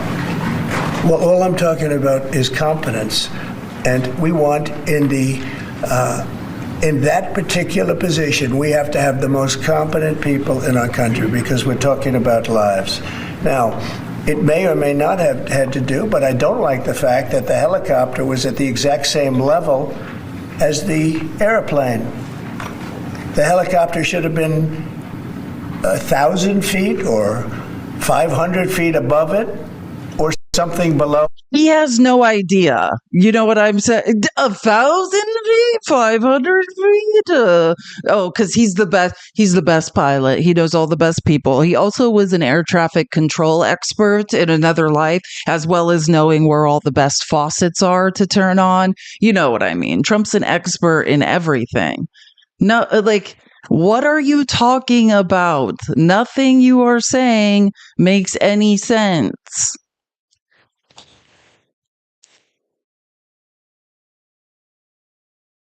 So all I want is the most competent people in our country to be air traffic controllers. It's a very important position, and other positions too, by the way. We're not only talking about that, but air traffic controllers, maybe in particular. They have to be brilliant with computers, brilliant with graphics. They have to be... graphics? No, I hate to tell you, he doesn't even know words. He doesn't even know the right words to say. I too want people to be competent that are doing jobs. And this would be the job that I'm very concerned about right now, and the levels of competency. This is the job where standards are being eroded. It's right here. Yeah, they have to be. Did you guys know that air traffic controllers also need to be graphic artists? They have to be experts on graphics. He doesn't know what words mean. Psychologically really, really smart. And, there are a lot of people that wouldn't be able to do that. Psychologically smart. I literally can't do it. I'm worried. So, some standards are being eroded here. Somewhere the standards are being eroded. I'm less worried about the people in the air traffic control towers. Mr. President, was there a shortage of staff at the control tower at DCA last night you're aware of? Well, that's part of competence right there. They shouldn't have that happen. Right there. It's you. You have a federal hiring freeze. You have a man who testified at his confirmation hearing that he wants to terrorize the federal workforce into quitting. Bureaucrats, the federal workforce into quitting. And then Trump says it's incompetent. You just called yourself incompetent. But notice how narcissists can't take responsibility for anything. Mr. President, was there a shortage of staff at the control tower at DCA last night you're aware of? Well, that's part of competence right there. They shouldn't have that happen. Right there is what I'm talking about. Competence would be you're not going to have a shortage. But if you had the right people, you wouldn't need as many people either. Do you know if there... If you had white males, they can do the job of two women or, a woman and a black male. That's what he just said. We saw the percentages, remember, in the Joy Reid clip. We see the hiring percentages. The majority of everyone, not the majority, right? Almost everyone, literally, 94% of the pilots are white males. Like, wait, what were they again? I mean, I can pull up the graphic. Like, stop acting like there's DEI has taken over that administration. They looked up the numbers. It's not true. I'm going to find the graphic because this man's going to drive me to my... Oh, wait, that's the video. Yep, here we go. Pilots, 94% white. Mechanics and techs, 84% white. Engineers, 83% white. Air traffic control, 78% white. Right? I do love statistics. Don't worry about it. That's not the issue. And he basically is saying, if we have the right kind of people, right, they can do the job of two people. No, they really can't. This man is something else. Was there a shortage last night or not? I don't know. No, I don't know. You're telling. Yeah, this guy is saying there was a shortage last night. Competence would be you're not going to have a shortage. But if you had the right people, you wouldn't need as many people either. Do you know if there was a shortage last night or not? I don't know. No, I don't know. You're telling me something. I'm just hearing it for the first time. I had no idea. I love what he says. He says that all the time. I'm just hearing this right now for the first time. I had no idea. The amount of times I've heard him say that when someone tells him he's wrong about something or gives him information he doesn't want to react to. Just hearing this right now for the first time. Someone said, who is it, Courtney? The white kind of people. That's exactly right. Trump just needs the white kind of people. Bethany said, thank you, Bethany, for the $3. She said, just called my Indiana Republican senators to ask what they're going to do about the freeze. No answer. Unemployment is going to go away. No, I'm with you. Everyone needs, even over the weekend, because if you notice patterns like I do, right? Trump tries to shove things through. Notice how we're almost there to today's press conference where he announces the tariffs. Notice he waited till Friday. Right? It's like he said he delivers horrible news right before the markets are going to close, and then he runs away. That's exactly why. That's why the Supreme Court too. Notice if the Supreme Court's ever going to deliver bad news, they'll be like on the way home on a Friday, and that's why the TikTok ban, they like announce it like while they're already like on flights to get out of DC. That's always how they do it. They don't want to face it, so they literally run out while no one's looking. Oh, Fish Trucker, thank you for the $1.25. Thanks, Sean. You're the best. Fish Trucker has great brain power, or has great power of the brain. I know, Trump. We need people with power of the brain. We need people that would never say we need people with power of the brain. Yes, I agree. I actually agree. It's just, man, we also need people with self-awareness who can identify that they might not be the best person qualified. You know that paper is more sophisticated now than computers. Unemployment is going to go away. Funders aren't funding. Yeah, no, I'm keeping an eye on it. We need to check. Someone should look up what's going on with the second judge in Rhode Island, Judge McConnell. His name's Judge McConnell, right? The group of here we go. It's the last thing. I keep searching it over and over, so it just pops up. Is there an update? 8 minutes ago. Oh, we have good news. Today, the court, Judge John J. McConnell, again, this is in Rhode Island, because the AGs who are fighting Trump, they're fighting him in different courts. The first the first injunction, excuse me, it was not a restraint. Keep tapping the screen, guys. We can do it. Let's get to 250K. We're supposed to be at 300K at 3 p.m. It is 2:45. So we've slacked off, but I have faith in your fingers. That sounds a little creepy, but it's Friday. So don't think too much into it. Just tap the screen. Okay. So remember I was talking to you guys about this. I said, make sure you keep an eye on this 3 trillion and a lot of people left the live when we were going through the numbers on voter suppression. So if you didn't catch the second half of the live, it was actually kind of important. What I was explaining is what the Republicans pulled yesterday was insane, right? Like, they announced, oh, don't worry, that memo that said the 3 trillion was frozen, we've rescinded it. So everyone was like, oh, okay, they rescinded the memo. But then they started bragging all across the internet, and they said, oh, they think like it's over. It's not. And the reason was the first judge in DC, the injunction was about the memo. He said that memo, there's a problem with that memo.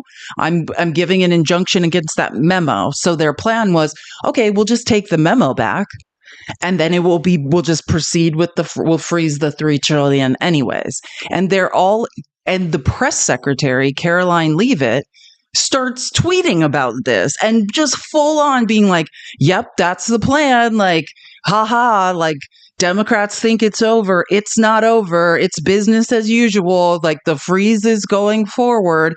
And the Democratic AGs, attorneys general from blue states that are fighting this in the courts, go to a different court and take her tweets. They literally go to this Judge McConnell in Rhode Island, and they're like, they're lying. They said they were going to stop. They're not stopping. Like here, they literally took the press secretary's tweets and they'll be like, this is their plan. They're putting it on the internet. They're still going to steal the money.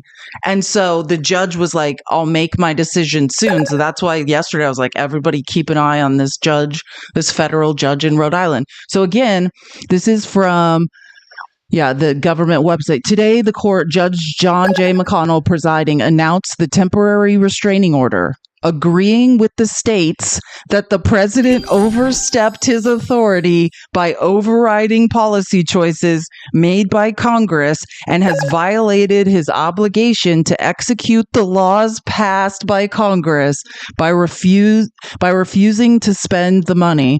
Sorry, I'm just making by refusing to spend the money Congress has appropriated. McConnell in his order stated, Congress has not given the executive limitless power to broadly and indefinitely pause all funds that it has expressly directed. We've already appropriated it to specific recipients and purposes, and therefore the executive actions violate the separation of powers.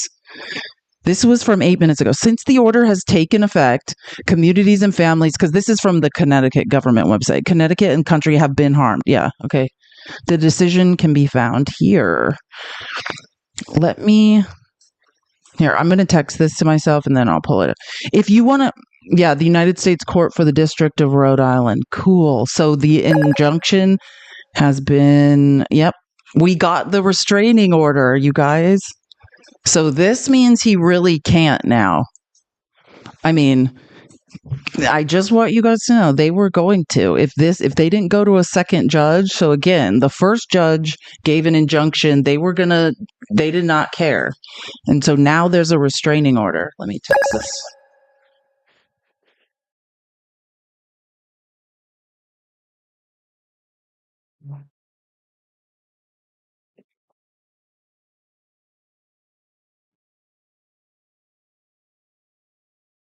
Okay, cool. Now, let me make sure I got it. Oopsies.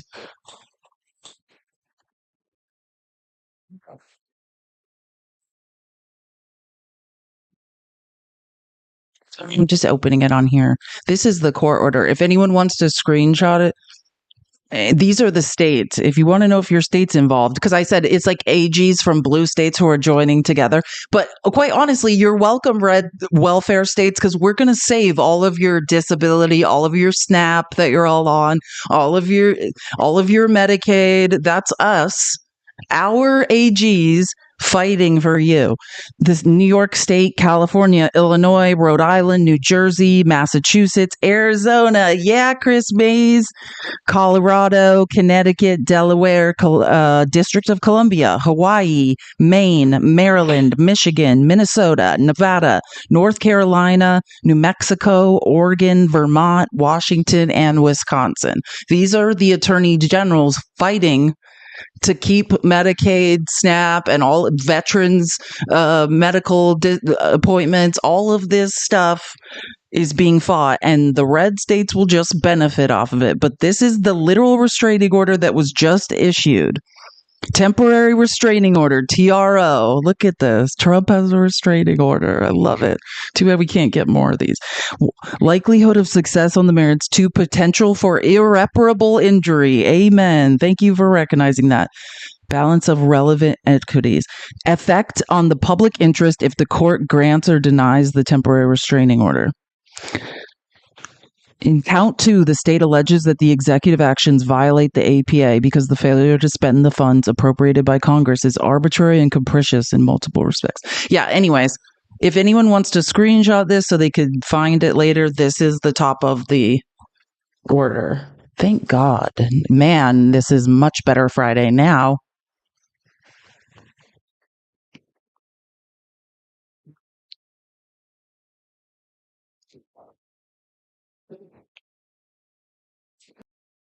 Wait, I'm trying to...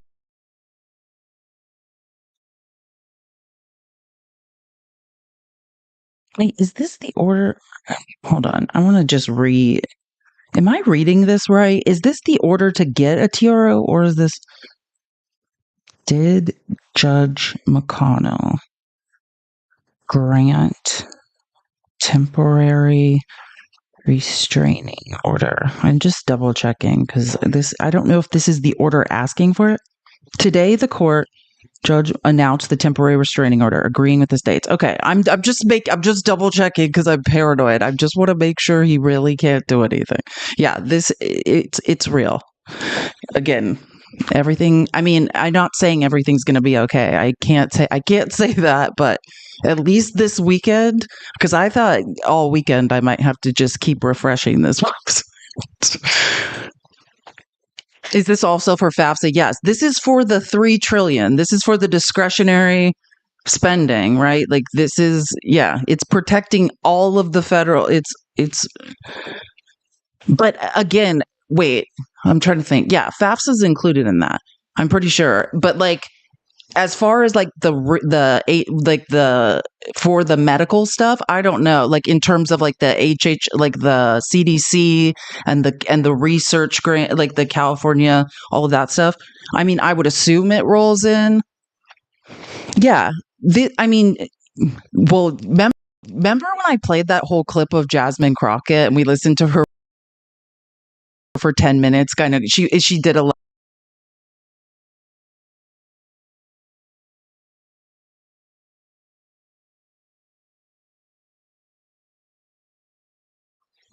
Sorry, I don't know what that was. Sorry.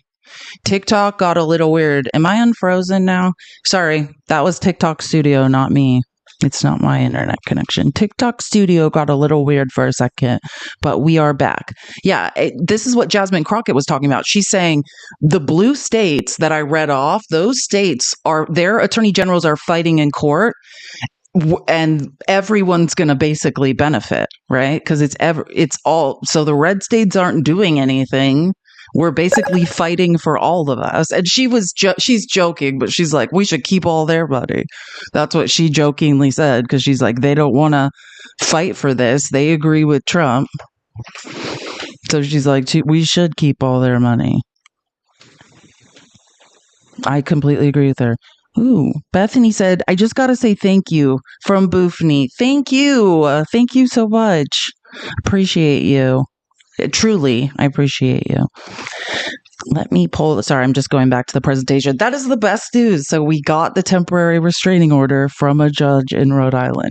Go blue attorneys general. It's like, I feel like whoever thought we'd get so excited about a restraining order. Awesome. Take that, Trump. I know. And that's what I said. California spent $50 million, what they called Trump proofing their state. So like, just know that the blue states, and I talked about this a little, like when we were worrying about what was going to happen in the future because of Project 2025, and people said, why aren't they doing anything? And I said, they are. I was like, these lawsuits have been pre-drawn up. They have been theorizing and game planning and drawing up lawsuits in advance. That's why when these executive orders come out, they just file the lawsuits, because they already wrote them. They basically looked at Project 2025. They're like, this is their roadmap. Now we need to come up with a strategy to counteract it. So that's why they're moving so fast, is because they've all been sitting there thinking like, okay, they're going to do this, this, and this. What's our move? Exactly, I know. And we need more non-governmental organizations. We need more nonprofits to join in the legal action, because that's what Trump wants, right? He said this. They expect this. They want the fight in the courts. This will end up at the Supreme Court. That's what he wants. And and that's why I said the last thing I said yesterday, if you weren't here at the end of the live, because I know we lost some people on the voter suppression numbers, but I said, it's going to come down to John Roberts and Amy Coney Barrett. Like, they're the swing votes of the Supreme Court. How, what is John Roberts? I want to believe Amy Coney Barrett knows right from wrong. I want to believe it. Like, I want to believe it so bad. Shortage of staff at the control tower. Sorry, I'm one off. subsidies that we're giving to Canada and to Mexico in the form of deficits. And I'll be putting the tariff of 25% on Canada and separately 25% on Mexico. And we will really have to do that because we have very big deficits with those countries. Those tariffs may or may not rise with time. Will Florida be part of that? And I guess he's not kidding, right? This is serious. He's serious. I know. I agree. Amy, I agree. McClark. Yeah, I agree. Amy Coney Barrett could surprise you, right? You never know. So could John Roberts, right? I mean, it would be crazy to overturn basically the Impoundment Control Act. Regarding Guantanamo Bay, you want 30,000 new beds there. Is there a possibility that will increase, or is 30,000? It could increase, yes. What would be the maximum? It depends, but countries that won't take back their criminals that they sent into us, they sent them to us. They put them into the caravans, and they came in. As sure as you're standing there, they were sent by those countries. Then they're going to be met very harshly with sanctions, etc. And when are you hoping to have Guantanamo Bay, this new facility, up and running? It'll be up pretty quickly. How much do you think it's going to cost? Not very much. A lot of the structure is already there, as you know. I just want to be clear. That's why I wanted you to hear this, just so you know. And I kind of talked about this a little yesterday. I know the important things to understand about this Guantanamo Bay. I do think it's a bit of a distraction. I'm not saying it's not going to happen, but just know the prison, right, that is currently holding 15 detainees but has held I think the max ever has been just under 800, right? That's a prison, right? Separately, because this is a military base. Guantanamo is a military base. Separately from that has to do with teists. There is immigration stuff going on that base. And what it is for the Caribbean waters, right? People, they don't want to get to US soil because then they have due process, right? So they're doing immigration matters there. They do it now, but on an extremely small scale. And even in the prison side, the most detainees they've ever had is less than 800. So for him to be like, oh, don't worry about it, 30,000 beds and maybe more, and it's going to happen like that, I don't know what this man is talking about. The most detainees ever has been 800. He's like, oh yeah, don't worry. Unless which we could tell by Google Satellite, unless they've been constructing a detainment center, or I guess they could put 30,000 sleeping bags, unless they're just giving everyone like a cot, like a blanket, and they're just gonna sleep on the beach. Like, I don't know what he's talking about. It's gonna take much longer than that. It's not set up for that. But I wouldn't be surprised. Hey, I come from Arizona. We literally had a jail called Tent City. That was Sheriff Joe, the same man who did the unconstitutional SB 1070 thing, right? When we would just profile immigrants and stop people who were black and brown and just question if they were citizens. That Sheriff Joe Arpaio, Trump pardoned him. You see? And now it's happening all again on a national scale. We already did this once, and we had Tent City. And he would put everyone in pink underwear in Tent City. That was a guy who Trump ultimately gave a pardon to. Yeah, so maybe Guantanamo will be like what Sheriff Joe Arpaio did in Arizona with Tent City and had everyone in pink underwear. 5 votes on a... Yeah, they had to close. Yeah, Tent City in Arizona is it was like 120 degrees in the desert. There was a lot of bad things going on at Tent City. Yeah, it didn't work out. They had to close it for, the lawsuits weren't worth it. Supreme Court. What position? Birthright citizenship. I think so, yeah. Look, birthright citizenship was, if you look back when this was passed and made, that was meant for the children of slaves. This was not meant for the whole world to come in and pile into the United States. Yeah, the Supreme Court ruling is specifically about a Chinese gentleman whose parents were citizens of the Republic of China. So, no, it was not about slaves. You too can read that Supreme Court ruling and know that it's not about a slave. America, everybody coming in, and totally unqualified people with perhaps unqualified children. This wasn't meant for that. What is an unqualified child? Do you see what I'm saying? He's now referring to immigrants as DEI people because I want to, and I'm saying I want you guys to hear this because I want you to know when you hear him say DEI, to him, if you are black or brown, you are unqualified to be in America. He just unqualified children, right?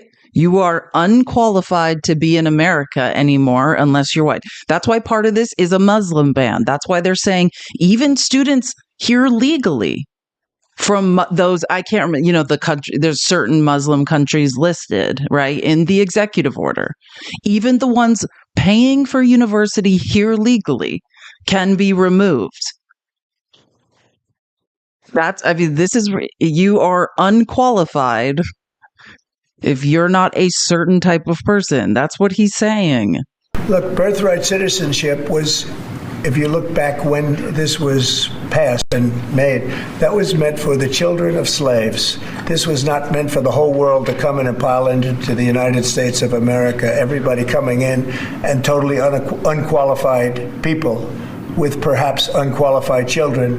This wasn't meant for that. This was meant, when it was originally done, for the children of slaves. No, it wasn't, but that's a real nice try. Like, I don't even know anymore. Mr. President, you said earlier today that you had not spoken to Putin about this.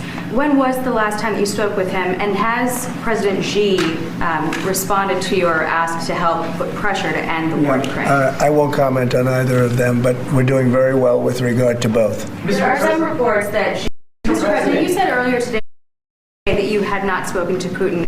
Again, I just want to be clear. What day are we on now, you guys? Is it day 10? Day 12? What day are we on? What day of the administration is it? I just want to clarify. I haven't Googled it. I haven't Googled recently. Is the war in Ukraine still going on? Is that still a thing? Because I heard that Trump was going to end it and he had a plan. So I just do want to clarify that he has, in fact, not ended. Everyone, it's like day 12 or something, 11 or we're all like somewhere in the neighborhood. We're like 10, 11, 12. But yeah, I just want to clarify that still the Ukraine war goes on and nothing has happened. And yeah, Wong Kim Ark, that's the Supreme Court ruling for birthright citizenship. It's last time I checked, Wong Kim Ark was a Chinese American man who fought for birthright citizenship in the United States. The case is called United States v. Wong Kim Ark. Now, does that sound like it's about slavery? Wong Kim Ark was born in San Francisco in 1873 to Chinese immigrants. But because of the Chinese Exclusion Act of 1882, prevented Chinese immigrants from becoming citizens, right? He went to China to visit and came back. They basically wouldn't let him back in. So he sued, arguing that the 14th Amendment granted him citizenship. The Supreme Court ruled in his favor, establishing birthright citizenship for all children born in the United States. That doesn't sound like it has anything to do with slavery, but yeah, MAGA's not big on history. And I just thought this is another interesting one because, again, this guy from the real world, our new transportation secretary, Sean Duffy, he was briefly in Congress. He voted against FAA funding in 2019. Just to be clear, so when Trump says, oh, that was under Biden or back then, it's always the Republicans that vote against funding the government. We know that. It's always conservatives. Conservatives do not want to fund the U.S. government. They fight not to do it every single time. That's why there's a debt ceiling. So if the FAA is understaffed, and I don't care who's president at the time, blame conservatives. If you want to fund the government, if you want air traffic control, if you don't want one person doing the job of two or two people doing the job of four, it's a progressive issue. Look up the voting records. But that's why MAGA always loses debates. You know what I mean? Because they have this line of logic of, well, Biden was president, Obama was president. No, it doesn't matter, right? That doesn't matter. You have to look up who is funding the government. Who are the appropriators of the money? That's Congress. And time again, conservatives refused to fund the government. So no matter how you shake it, no matter how you look at this issue, blame conservatives. If there's a staffing issue, it's not progressive's fault. We're always trying to fund the government. We're always trying to make it so people can be hired. Sophisticated now than computers. Oh yeah, this is HR 267. If anyone's curious what he voted against for like debate purposes, 2019 appropriations bill HR 267, the Transportation, Housing and Urban Development and Related Agencies Appropriations Act, that including funding for the FAA. Right? Conservatives will always be on the wrong side of these votes. I mean, if you want the government to be funded. But that's what it's not fate, because we shouldn't have tragedies happen for conservatives to learn lessons. But this is what it is. They say the federal government has no purpose. It's bloated bureaucracy. What are they doing? We'll just get rid of the federal government. And literally days later, while they're trying to fire everyone and terrorize them into quitting and forcing the heads of administrations out, we have a tragedy. Turns out the FAA does do something, don't they? Turns out they're grossly understaffed and saying, hey, sorry, one person needs to do two jobs at a time. While Trump's like, oh, it's so complicated. We need the best people. Like, it can't make it make sense. Oh my gosh, you guys are going to love this. And then we're going to after this, we're going to get into the today's stuff. Or this is today, by the way. I should say it that way. This is from today. This is Chris Murphy. He was awesome. He was on CNN this morning, fired up. Oh my gosh. I am loving Chris Murphy. He maybe should run for president. Every time I hear him speak, I like him more. What he is saying is that the only people who are competent to run anything in this country are white men. That's what he's saying. He's saying that because the FAA has hired women and black people, that our nation's safety is at risk. It's kind of incredible that a president of the United States can say that.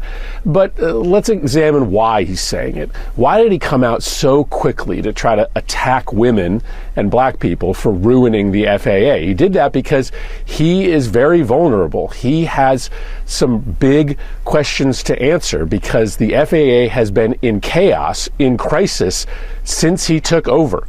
Elon Musk, his co-president, forced out the FAA administrators. So for the last week, we have been leaderless at the FAA. We have had no one in charge of the FAA. Trump fired, upon taking office, the entire FAA Safety Advisory Board. He spent the last week trying to push federal employees out the door, including people at the FAA, trying to bully them into accepting offers to resign. And so we got reports that the control tower was not normal on the night of the crash. Well, that stands to reason because the FAA has been in meltdown since Trump took over. He knows that he would have to answer for that. So instead of actually explaining why he left the FAA leaderless and without any direction, in chaos, he's blaming black people and blaming women who work at the FAA without any evidence. Of course, he has no evidence that that's true because it's not true. And, who knows? Let's see what the real reason is here, but this could be a cover-up. Thank you, Chris Murphy. Love it. Keep up the good work. I see you. Man, he's become like a social media influencer, and it is working for me. Thank you that the Senate Democrats are I can see them actively changing and learning, like, we can't wait 2 weeks to respond, to do a press conference. They used to literally, something would happen and like a week later they would do a press conference about what happened a week ago. And like, thank God, it seems like, I mean, I've still wanted to get a little better, a little faster, but they're learning and they are in real time responding to what is happening. Thank God. Now let's get ahead of things, right? This is a very clear pattern that is so predictable. Like, MAGA's not playing 4D chess. The blueprint is written. That's why the AGs are able to file lawsuits so fast, right? We have the roadmap, right? It's not brain surgery. Now we just need to get in front of it. And I will say, like, the positive is, for me, like, I used to not understand what was going on in the Senate, and I see that changing, and I like it. Like, they're on the Senate floor talking about the things that happened that day. Like, good job, guys. Keep it up. Oh, and there's more. It gets better. And what I know is not true is that DEI and efforts to hire women or black people or Latinos at the FAA had anything to do with that crash. So I just want the president to be held accountable for the fact that all of our federal agencies right now are a mess. Every day we are receiving calls from employees at our federal agencies, including the agencies that protect us, saying that everybody is in crisis, that they are looking over their shoulder, wondering whether they are going to be fired, wonder whether the programs that they are running are going to be cut off. And at some point, he has to be held to account for the chaos, the deliberate chaos that he is creating in our federal agencies. And what I know is not. Yeah. Okay. So thank you, Owls, our magic, for this. You said breaking: Elon Musk cronies locks government official out of computers. I think you're talking about the Treasury. Yes. Don't worry. You've got to give me time. I have a lot of things to report on. I'm aware of this and I'm clocking it, and it is pretty crazy, right? It's just starting to be reported on. And like, that's what Chris Murphy is talking about. Like, what Chris Murphy is saying is absolutely right. And what this Venmo just was talking about is exactly that. When Chris Murphy says, what he's basically saying is whistleblowers are coming out of the woodwork from all over the federal government. Like, all of these federal employees are basically blowing the whistle, right? And sending memos and emails and, resigning and saying, this is what's happening, right? Like, I have another example of one from like the Labor Relations Board. So they're sending them to independent journalists. They're sending them to Congress people to basically saying, help us. Like, you have no idea what's going on here. Let me look really quick. I want to see where in the presentation that is. Cause it's like 3 video. It's like a few clips away, but yeah, like, let me think really quick. Cause I'm going to skip the immigration parts and we'll come back to it to stay on this topic. So I'll just skip to that, because actually we were just going to pivot to like a small section on horrific immigration news. But what we'll do is we're just going to stay on task, because I do want to, as long as that's been brought up and we just heard Chris Murphy talking about it, I think it makes the most logical sense to continue down this line. And then we'll just go pretty much to a couple more things, and then we'll just go to the press conference from today. But let me find that report, what we're talking about with the Treasury. This is really scary. It was reported this morning, but I mean, it's not something that happened like all today. Basically, Elmo, and I shouldn't even call him Elmo, I should just say Elon, because this is not funny or a joke. Like, he's terrorizing people in the Treasury, like, and trying to get information that the thought of Elon Musk having it, basically what it's being reported on. And when that large article I showed you, and I said, if you want to know more about why Vivek does not work with Elmo, read this Washington Post. They did a Washington Post exclusive report on it. And that's what it was saying. It was basically saying Vivek thought that they were going to use like the Chevron deference Supreme Court ruling and the Constitution to legally right, cut waste in the federal government, something that, like, I'm not actually even opposed to that. Like, like, he thought this was going to be an above board thing. This isn't about like accessing a bunch of records no one should have any business having. And then it became clear that Elon Musk had these other plans and wanted to just Illusion said Elon is secretly trying to steal Fed money. Well, I don't know about that's, I think Elon wants I think what's become very obvious, and what is in this article, the Washington Post exclusive, about why Vivek is no longer around Elon Musk, is that Elon Musk seems very focused on getting access to things he has no business having access for. Like, information in the tech industry is money, right? It's highly valuable. And what this Venmo was talking about is terrifying, right?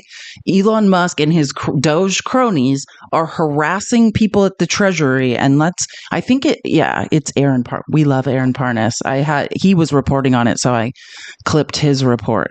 And again, follow me in Substack. It's a girl has no name, just like mine. Aaron Parnas is in Substack. So whenever he does these smaller reports on TikTok, oftentimes if you go to his Substack, there will be like more detailed information. That's just a friendly tip.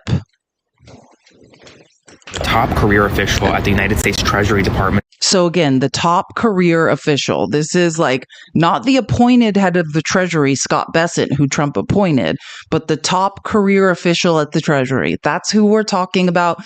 Everyone tap the screen. Let's get to 300K. We're almost there. We're supposed to be at 300K by 3:00. We're behind, but we could do it. You guys doing an amazing job. Yes, Substack is another great app. It's like independent journalism. Right. It's really cool. Download Substack for sure. Follow me. Like, pretty much all, independent journalists are on there. It's a news article. It's really cool. I would download Substack. Valuable. Pretty much all of the people I show clips of, you can also follow on Substack. It's also a website too. We have some big news right now. The top career official at the United States Treasury Department is expected to resign after a clash with Doge and Elon Musk's allies over access to a sensitive payment system for the Treasury Department. According to Washington Post exclusive reporting, David Liebrecht, who has served in non-political roles at the Treasury Department for several decades, resigned abruptly on Friday. He has had disputes with Elon Musk surrogates over access to the payment system that the United States government uses to distribute trillions of dollars every year. Now, the exact nature of the disagreement is unknown, but the sensitive Treasury payment system is run by the Bureau of Fiscal Services, sends about $6 trillion annually to households and businesses for Social Security, Medicare benefits, salaries for federal personnel, payments to government contractors, and grant recipients and tax refunds. Now, according to the Washington Post, Elon Musk and Doge have been asking for access to this payment system since the election. Why would they want that? After Musk pushed out the FAA director, it is looking likely that his allies are about to push out a senior Treasury Department official as well. Comment below your thoughts, spread the word, and follow along for all the news you need to know about, both on here and my other social platforms. Yep. Okay, so hold on. Let me pull up the Washington Post exclusive really quick, because I just want to make sure. Because again, the Washington Post did break this news, and that's probably the best place to find it. And again, I don't, you know me, I don't support the amassing of extreme wealth, but the Washington Post does have some really good journalists working there who I get some good information for. That's what I can say about it.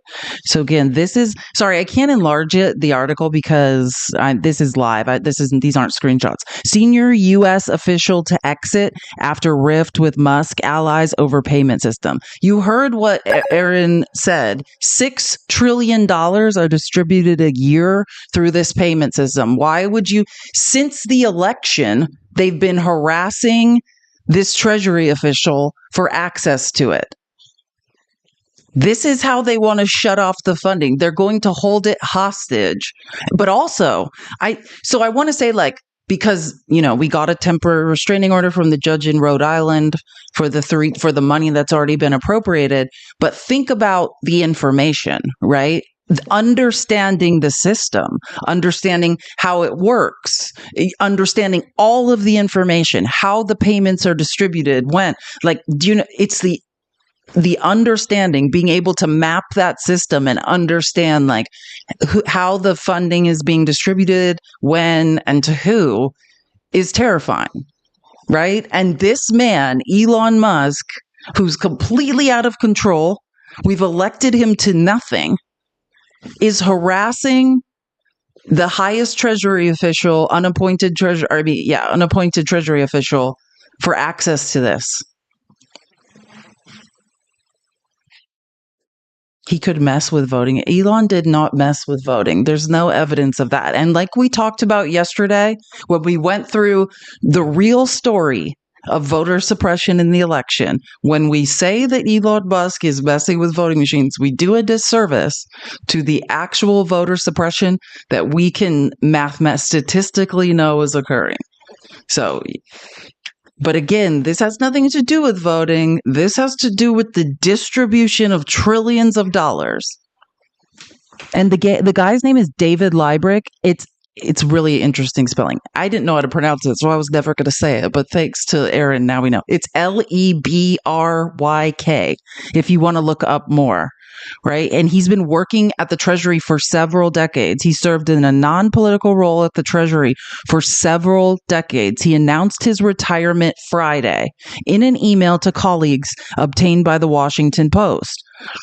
Trump named Libryk as acting secretary upon taking office. I want to get to officials affiliated with Musk's goons have been asking since after the election for access to the system. The People said requests that were reiterated more recently, including after Trump's inauguration. I'm so glad there's whistleblowers at least saying this stuff, because this is scary stuff. Thank God we got that restraining order. God, and another article is popping up down below. White House eyes fight to expand Trump's power to control spending. It's a new article. Oh my God. No. It's never going to end. Yep. I want to know how this payment system works. Departure is expected to shock Treasury personnel. Please know that your work makes a difference and you're so important. Yeah, okay. So it's not too much information. I think Aaron pretty much covered it. But again, this is in the Washington Post. If you want to screenshot it, they reported it first. That's why it's an exclusive. So let me go back, because now we're going to get to today's press conference of doom. Caroline Leavitt, the woman who promised she wasn't going to lie, and continues to tell a bunch of stories. Remind me before this live is over, the last clip I'm going to play, because it probably is going to get the live shut down. I have to play you this clip. You may have seen it. It has gone viral across the internet. But, one of the invitees to Trump's inauguration, he's like a UFC fighter. Have you guys seen this clip of this man?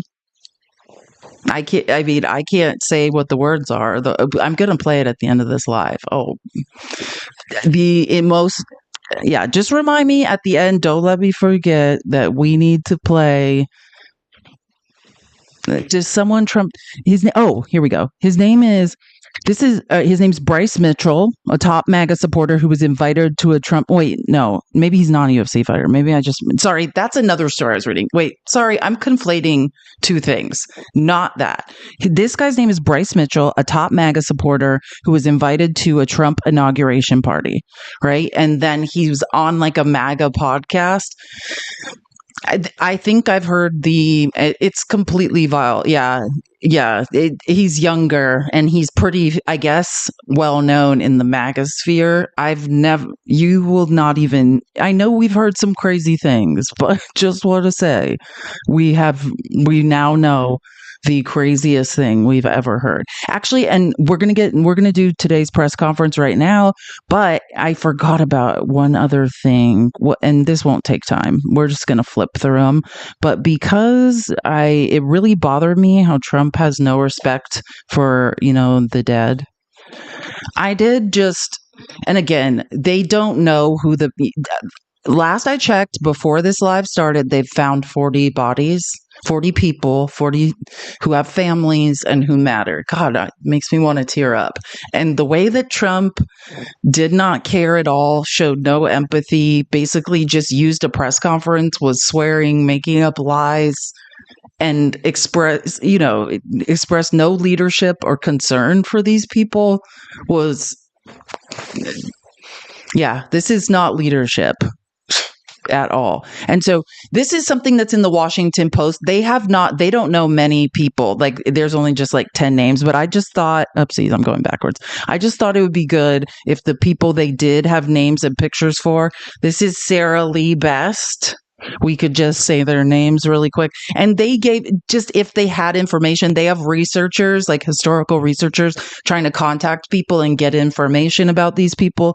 And they just have a couple, words if they could find anything. But Sarah Lee Best was an associate at a law firm in DC. She was a hard worker. She always found time for kind gestures. Oh my God, I'm going to cry. She said her husband of almost 10 years, Daniel Solomon, one Valentine's Day, she surprised him with an elaborate spread of chocolates, handmade cards, balloons, and candles.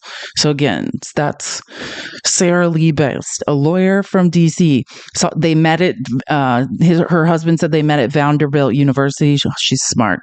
He's a classical studies teacher at Vanderbilt. Sarah's love of classics is what brought them together for their 10th anniversary, which would have been on February 21st. They'd planned a honeymoon to Hawaii. We are each other's world, Solomon said. I just can't honestly imagine going through the rest of my life without her. This is not, maybe this was a bit, I'm not going to cry, but anyways, this is what Trump should have been doing, is acknowledging people. And again, they don't have pictures or information on many people, but this is Kaya Duggins, right? She was a 30-year-old civil rights attorney who wanted to be with her mother during a surgical procedure. So she was flying to be with her mother during a surgical procedure. So she's a good person, right? She worked as a civil rights attorney at a nonprofit. It's awful. It's always the good ones. This is Ian Epstein, 53. He was one of the flight attendants on Flight 5342, and he was described as a father, stepfather, husband who was full of life, loved being a flight attendant, right? That's pretty much all we know. He's one of the flight attendants. Yeah, I put that in there twice. Sorry. Yeah, there's not a lot of information on many. This is Gina Han, 13, and Jin Han. This is I said there's a bunch of figure skaters on the plane. This is the saddest part. The figure skating championships were in Kansas, and they were returning back to DC. So a lot of very young kids who were like hopeful skating champions were on the plane. Yeah, and their parents. Yeah, and a famous couple, a pairs skating couple who were like their coaches.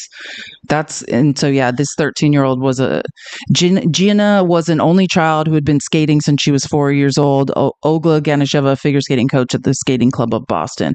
Yeah, so she's a child and her mother she was apparently a very talented figure skater. This is Liz Keys, 33. She grew up in Ohio, but she's from DC. This is another attorney. There was a lot of attorneys on the plane. She played the saxophone, went to Tufts. She met her partner at Georgetown Law School, and she died on her birthday. Again, there's very few. We're almost done. But Spencer Lane, 16, and his mom, Christine Conrad Lane. These are figure skaters, right? His eyes were set on the Olympics. These aren't just any figure skaters. I just want to be clear. These are like extremely talented children who are American Olympic hopefuls. Yeah. Anyways, Spencer, adorable child, 16. His mom was 49. Then this is Ryan O'Hara, right? He was a crew chief on a Black Hawk helicopter. Right, he was a father for us. I cannot read this or I'm going to start crying. It's just pretty much about him being a great dad. The paper is more sophisticated. Thank you so much. Follow me if you're not following me. Follow me on YouTube too. It will tell you when I go live. Oh, I need to refresh YouTube. And then there's Jesse, 30. This is the guy, the military guy that worked on the Black Hawk. He was a hunter basically, and he just got married a year ago, and they're building a house together.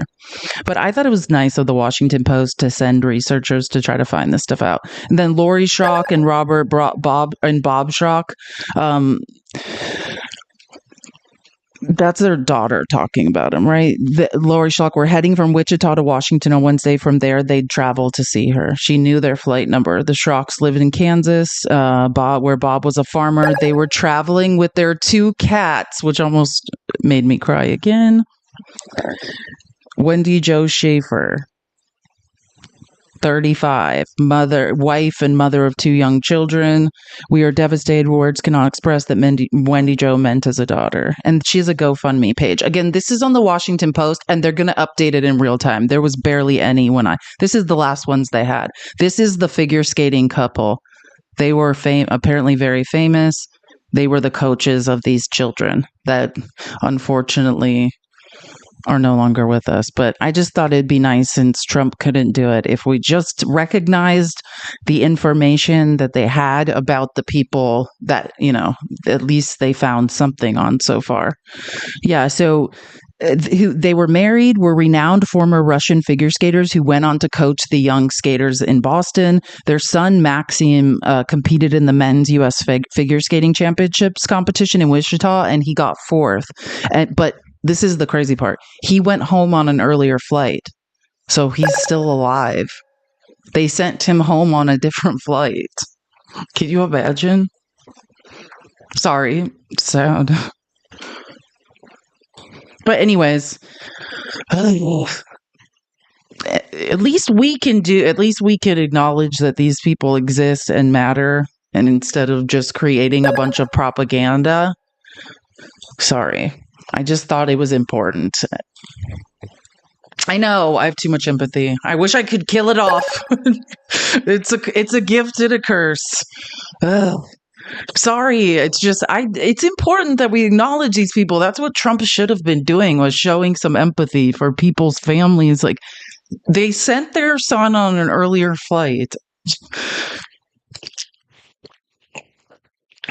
Yeah, so anyways, now this is today's press conference. So I'm just I just have to move on, because otherwise, I can't. I'm going to be in the fetal position crying. But we did it. We made it. We acknowledged the people and paid them some respects. And again, they found 40 people, but they can't find enough information or contact people's families. It's really hard, but they're trying. And if you want to see it as it's updated, it's on the Washington Post. So again, this is prepare yourself, brace yourself for stupidity. This is the press conference this morning.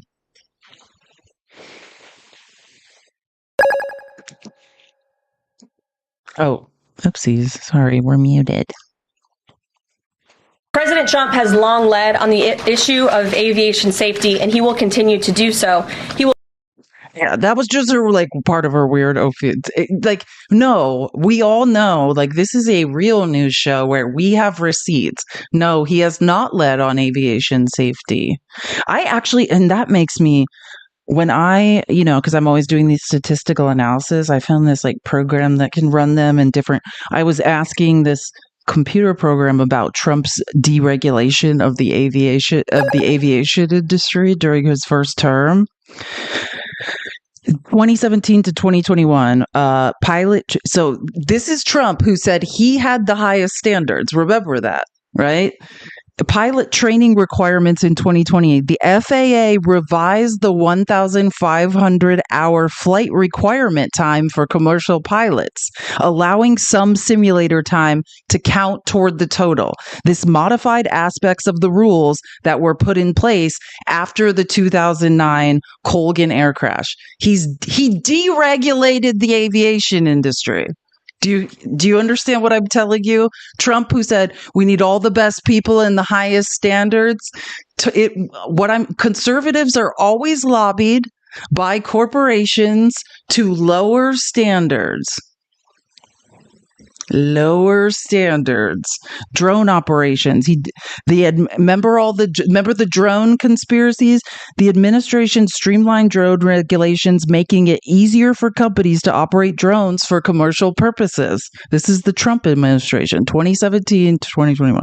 This included creating new frameworks for drone delivery services and beyond visual line of sight operations. Aircraft certification. The FAA implemented changes to streamline the aircraft certification process. You know how Boeing keeps having crashes? So they made it easier to certify airplanes, even though all these Boeing whistleblowers keep coming forward and saying, hey, we're building crappy airplanes. People aren't safe.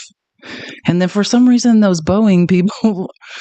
I'm sorry, I'm not a conspiracy theorist. I just do find it a little weird that every Boeing whistleblower somehow tragically is no longer with us. But yeah, so though this later came under scrutiny following the Boeing 737 MAX crashes in 2018 and 2019. Environmental regulations. The administration rolled back some environmental regulations affecting airlines, including certain emissions reporting requirements and environmental impact assessments for new airport protocols. And then consumer protection rules. Several proposed consumer protection regulations were either delayed or canceled, including rules about fee transparency and reporting requirements for airlines. So do you remember when Biden said, I'm going to make it so all these junk fees go away? It's Trump that was lobbied to change the rules so these airline fees could be instituted. He changed the transparency rules and reporting requirements about all these airline fees that are tacked on. So again, deregulation, not the highest standards.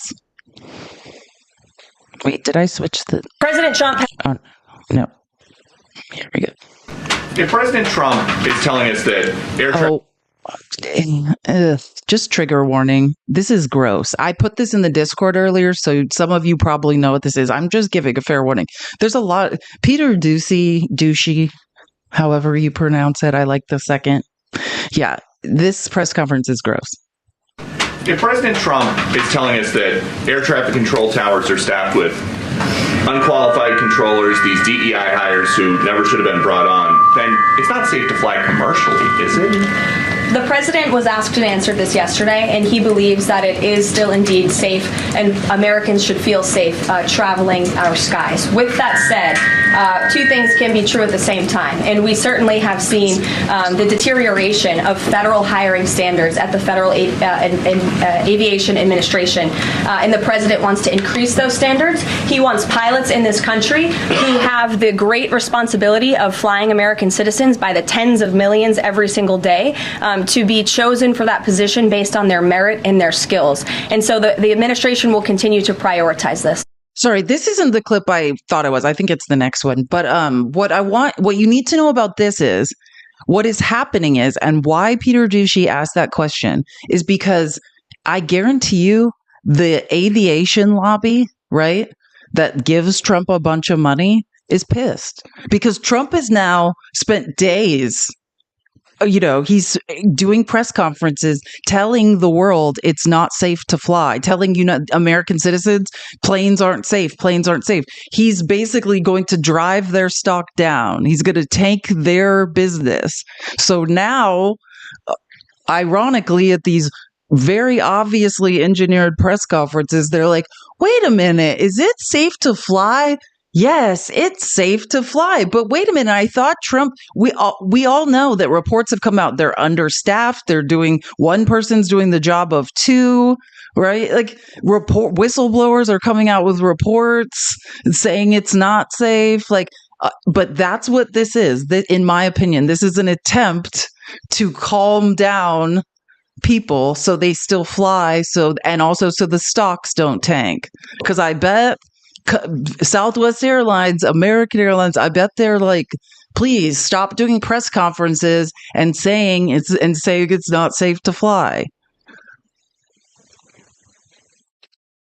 Yes. Was the air traffic controller in the DCA tower on Wednesday night hired or not fired at some point because of his or her race? That investigation is ongoing. And so when we have updates on the exact individuals who were involved in the collision, including the air traffic controller, also the pilots of the helicopter and others, we will confirm those. I don't want to confirm names from this podium today. We're not in a position to do that. But I will say the president has still rightfully pointed out that there has been problems with the aviation industry over the past several years. And this started under Barack Obama in 2014. Yeah, I mean, he literally just asked that. Basically, he said, hey, how's it going with the investigation into these people's races? Were they ever hired or fired because of their race? We're asking these questions now in press conferences. Yeah, exactly. Who said that? Meg Eclectic. You didn't answer and then blamed Obama. Got it. Exactly.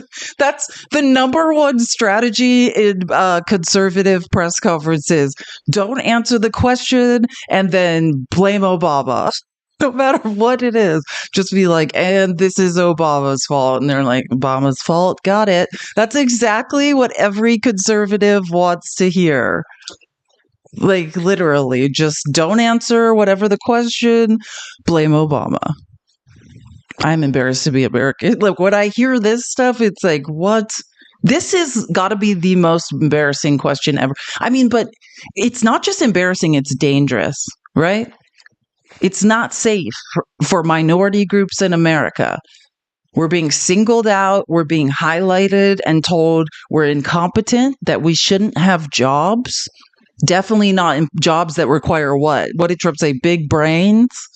Because we're incompetent and can't do them. Women are incompetent. Disabled people are incompetent. This is the message. And these are press conferences from the White House. Yeah, excellent brain. Power of the brain. Thank you, Rady. Thank you, Kraken. Exactly. The brain power.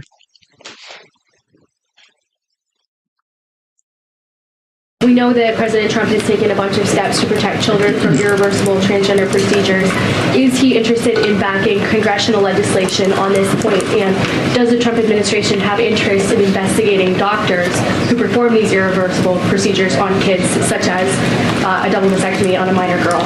Well, the president has already taken a very strong stance on this issue this week with the signing of his executive order, a few executive orders in this space. First, he made it the official policy of the federal government that there are only two sexes, male and female, and we have directed all federal agencies to comply with that policy. As for congressional legislation to support the president's agenda in this space, and certainly ending the mutilation of young children, the chemical castration of young children, which is a barbaric practice that the vast majority of Americans do not support for young minor children. Certainly the president would support Congress's efforts, as he has already made that very clear this week. We know that President Trump has taken a bunch of steps. Yeah, and so she's asking specifically about a double mastectomy, which, by the way, these things are very rare and not happening, or happening extremely, extremely rarely, right? But understand that minors, boys, regularly have double mastectomies, right? That's a condition. Oh my gosh, now I forgot it. What is it called when in puberty men develop boobs? What is that called? And it happens in younger men who are, going through puberty, and they have surgery. So I'm saying that, I know it seems like a random thing to be talking about. Thank you for the galaxy, caffeine. Gynecomastia. Is that what gynecomastia? Thank you. Gynecomastia. Everyone say it. Gynecomastia, I think is what it is. I think it's gynecomastia. Yeah, I think that's what it is. That one sounds right, but that was hilarious. Thank you guys for all. There's like 40. We're sounding it out. We'll get there. Just gynecomastia. Yeah. I'm like, that was hilarious. Like, we were all close. That was the funniest thing I've ever seen. Yeah, gynecomastia. We've settled on it. But so I just want to say, right? Trans people, last I checked, are American citizens. And so what they're saying is, hey, boys who have who suffer from gynecomastia, they can get this surgery, right? Boys who want gender affirming care, who are saying, hey, I don't feel like I should, I'm getting made fun of in school because I have gynecomastia, they're allowed to get this surgery. But another child the same age with the same concerns is not. Right? That's what we're saying. All of these medical procedures are done on children of the same age, right? And that those children are allowed to make those decisions. But we're basically just saying, hey, transgender Americans, transgender adults, transgender children, what non-transgender children and adults can do, they're allowed. Because the law, remember, I'm telling you this because the logic is children shouldn't change their bodies, but underage girls can get breast augmentations, right?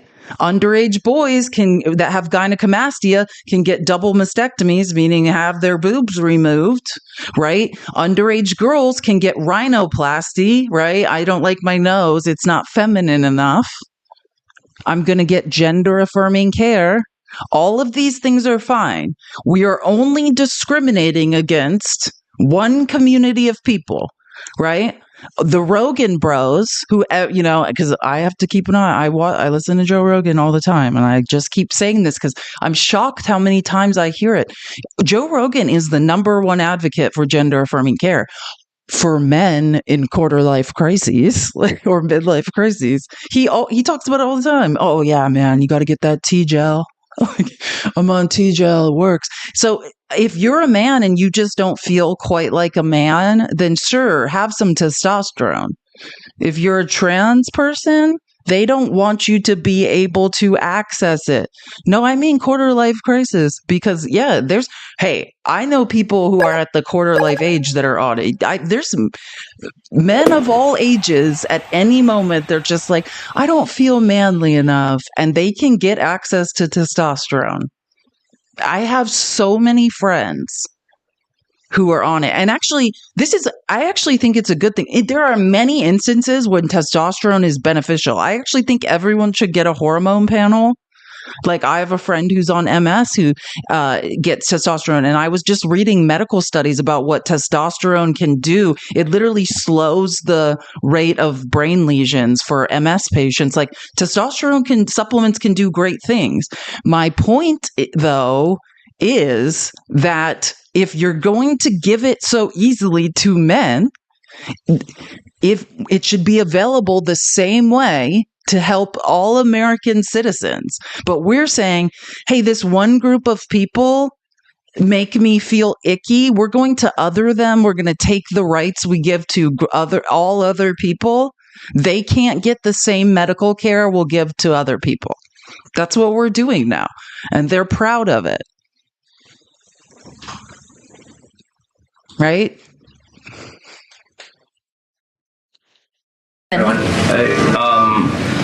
Friends at Reuters are reporting that the president has made a decision on the Canada-Mexico tariffs, but that they won't actually be implemented until March 1st. I was wondering if you could confirm that and talk through some of the president's things. I saw that report, and it is false. I was just with the president in the Oval Office, and I can confirm that tomorrow, the February 1st deadline that President Trump put into place at a statement several weeks ago, continues. The president will be implementing tomorrow a 25% tariffs on Mexico, 25% tariffs on Canada, and a 10% tariff on China for the illegal fentanyl that they have sourced and allowed to distribute into our country, which has killed tens of millions of Americans. These are promises made and promises kept by the president.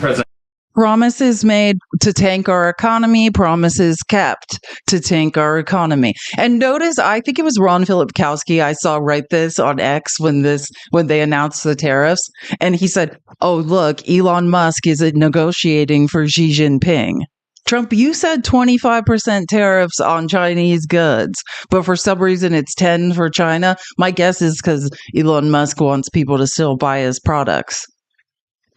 But yeah, if you need to buy some electronics from China, I'd buy them now. And I think we should just try not to buy anything that is tariffed. No offense, Mexico. But note this, and this is what I want everyone to grasp. I mean, there's many things to say about Trump's decision to do this, right? It's not a good decision. But what I want everyone to think about is when we put tariffs or sanctions or whatever on countries south of the southern border, what ultimately will happen is we are interfering with their economy, right? We're sending their economies into crisis. And what happens?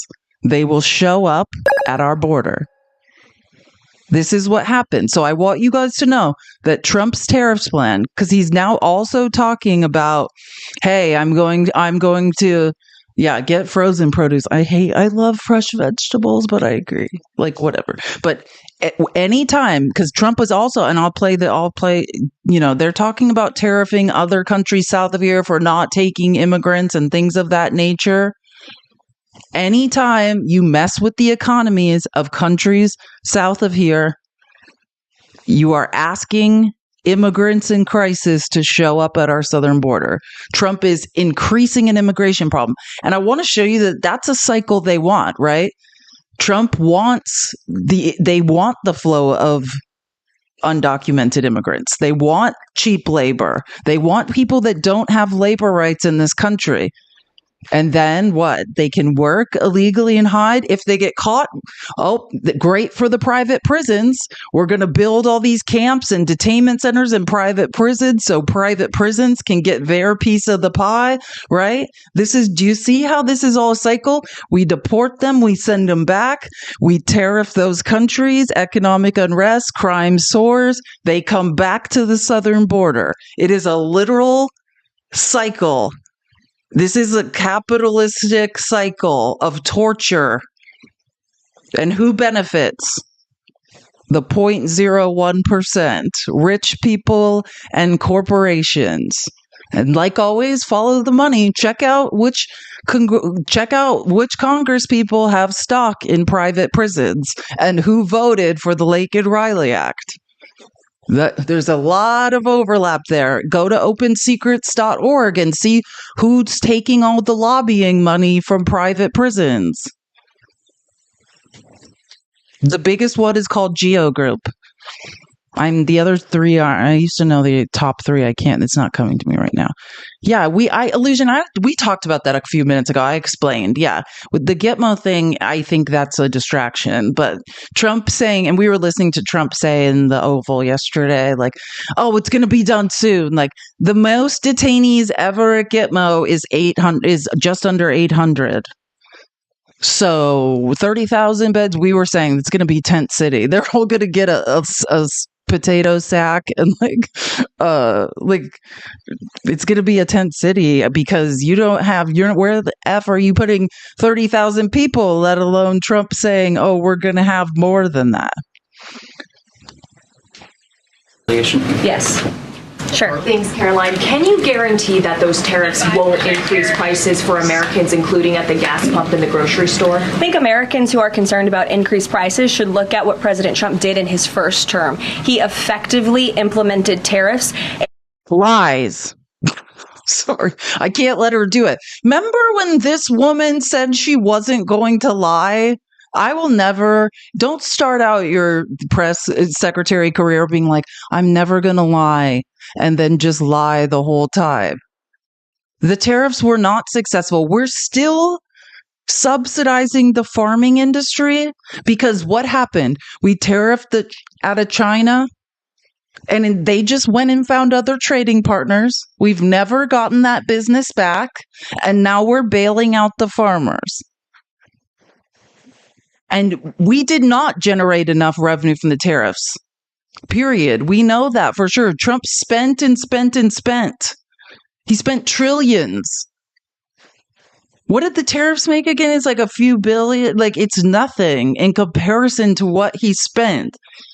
And again, also, I want to say though, because those were targeted tariffs. The reason it didn't get even worse, what we are talking about today What they are doing today is 1000% different than what Trump did in his first term.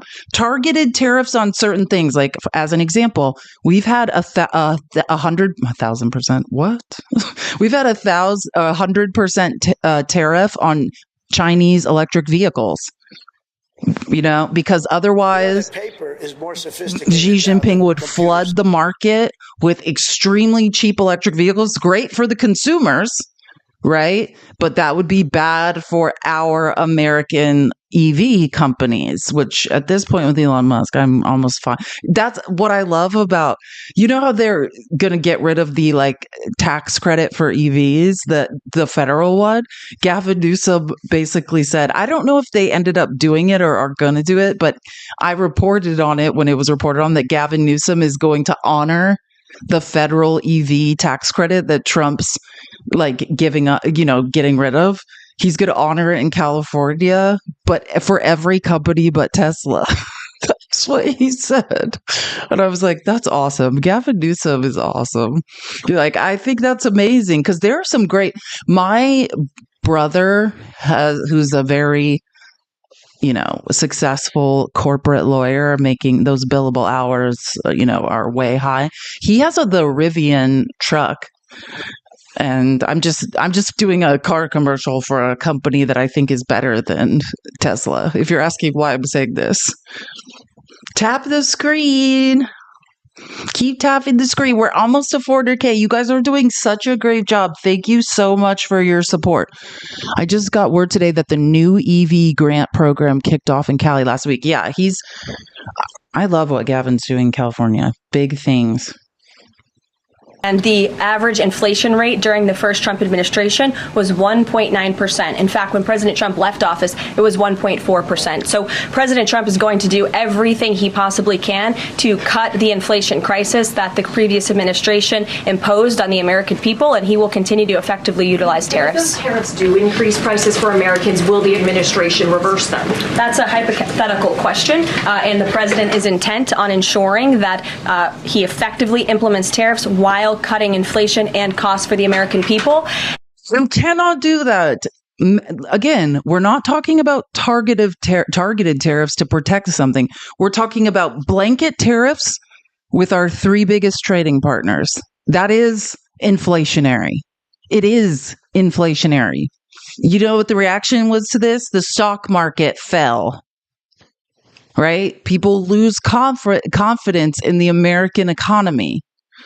It's already happening. No, Canada and Mexico aren't paying anything. We're paying. Yeah, again, someone said, what happens? I'm sorry, I really need to start reading questions because I just start talking to myself like I've lost my mind. Someone said, what happens if Canada and Mexico refuse to pay? Yeah, they're not going to be paying anything. We pay. Go buy avocados tonight and enjoy them while it lasts because they're going to be really expensive. I love avocados. I'm going to miss them. But yeah, they're just going to tack it on. The importer pays tariffs. It's us. We are being punished. But what will happen to other countries is hey, if the prices skyrocket like eggs right now, we're definitely not eating as many eggs as we used to because they're $20 an egg. So, one pint of eggs is $50 at this point. So we can't afford them. So people buy less. So then that will hurt Mexico and Canada. The products they're shipping here won't, there's going to be a lower demand because prices are higher. Yes, a pint of eggs. It's just a little joke. We call them gallons of eggs. You just have to be in America to understand the irony of that. It's because all we talk about are gas prices and eggs for the last 40 years. So we've just switched. I saw you're from New Zealand, so that's why you might not know why I'm doing that. Yeah, no, no problem. Wait, it's just a little something we do in America. It's called egg saline. Exactly, Toodle. The price of egg saline is really what we're concerned with here.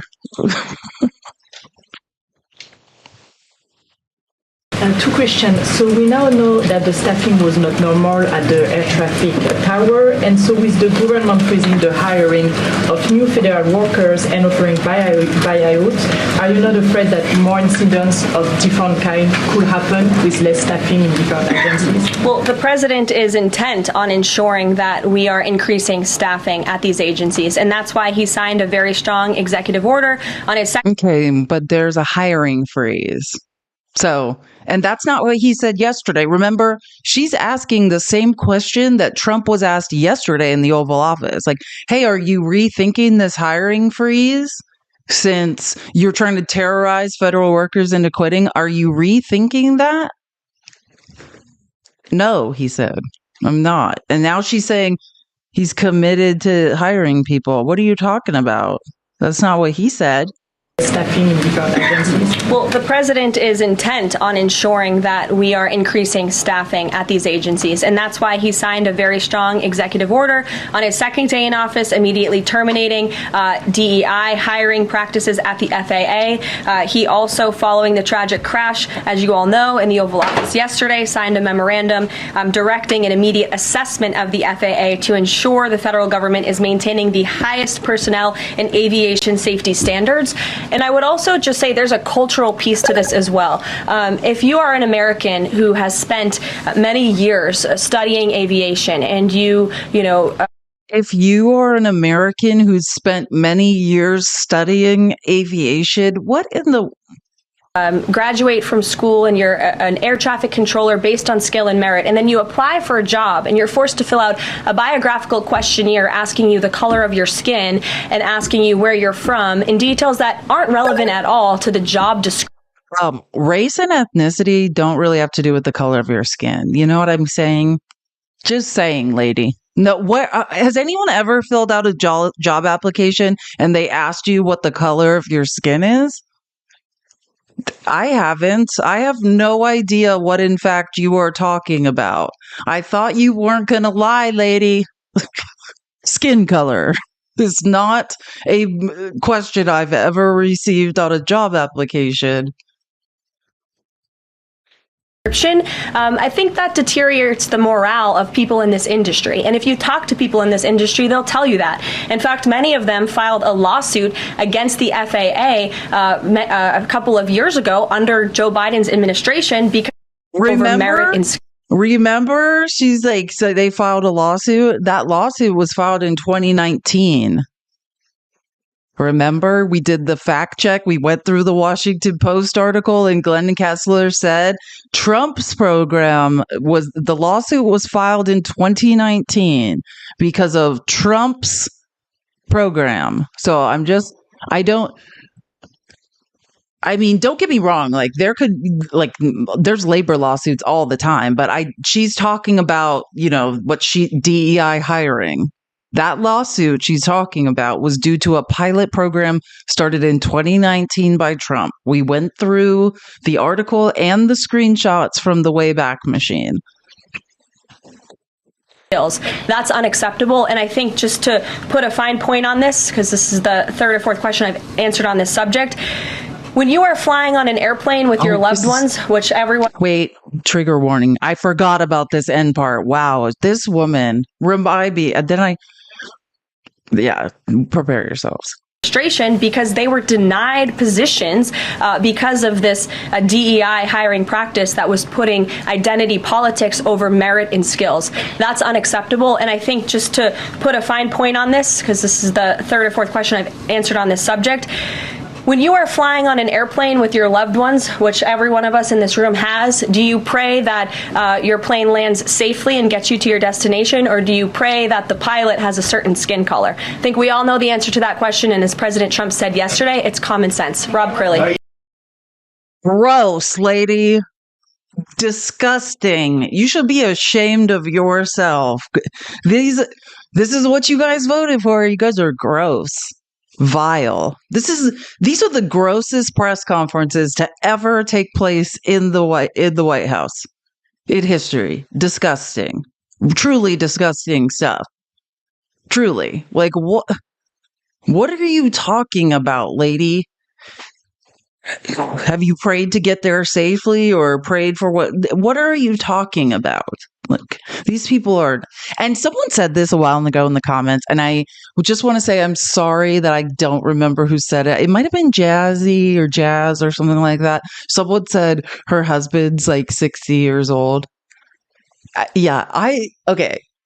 Someone else said it, so, and I didn't report on it. I was going to the other day. I know exactly what you're talking about, and I was going to be like, why am I not surprised, like, by this situation? It's like a Melania Trump situation. It's a Melania Trump situation. Did Matt Gaetz set them up, or is that a joke? No, like, do you guys understand that she's 27 and her husband's like 57 or something, or 59, or like, is he actually 60 or is he 50? Is he just under 60? I think he's in his 50s. I thought he was like 59.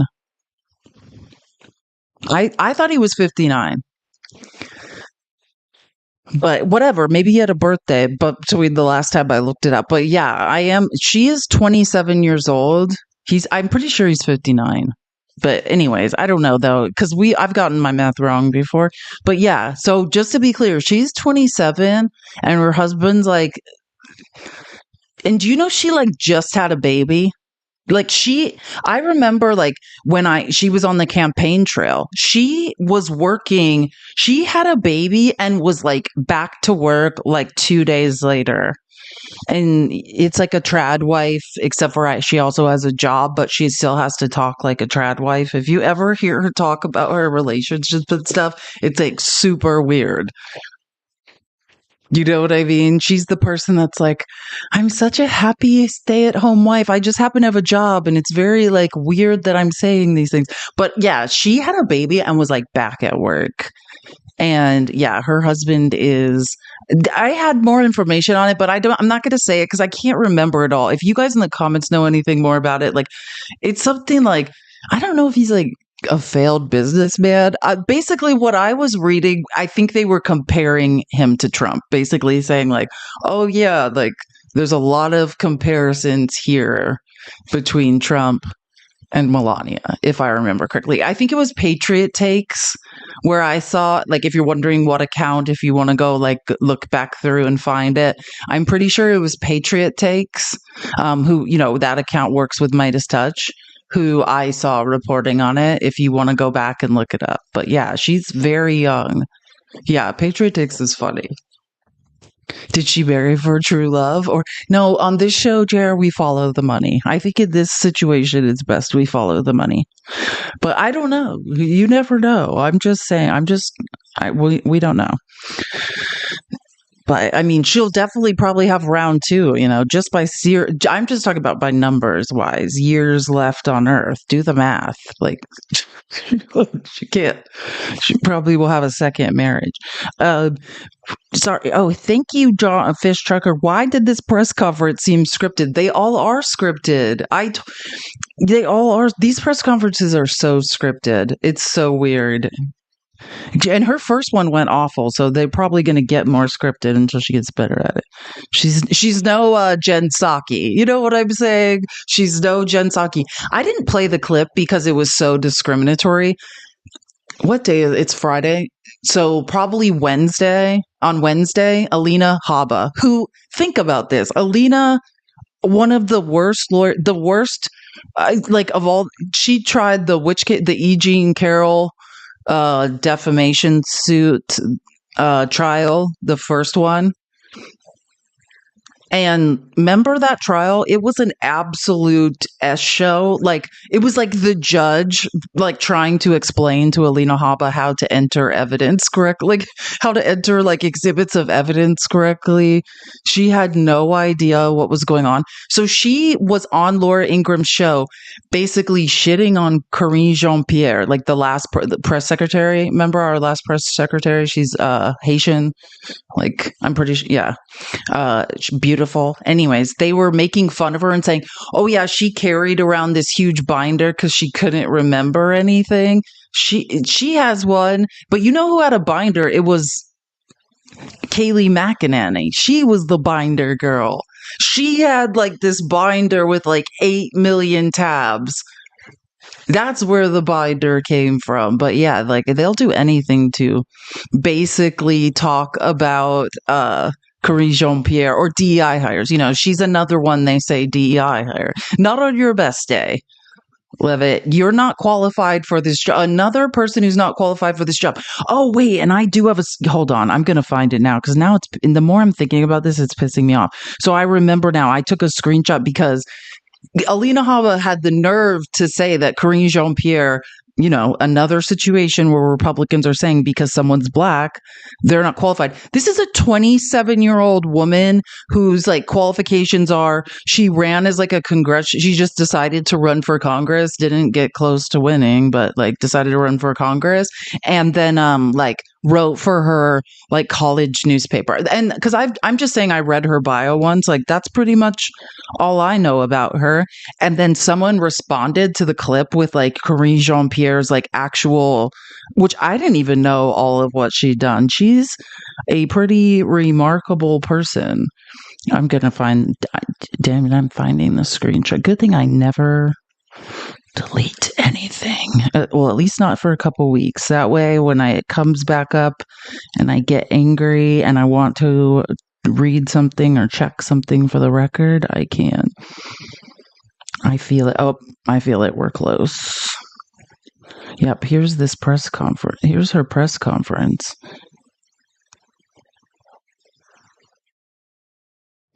It's got to be right here. Actually, I have a better way to do this. I'm going to look it up by outline. Oops. My YouTube.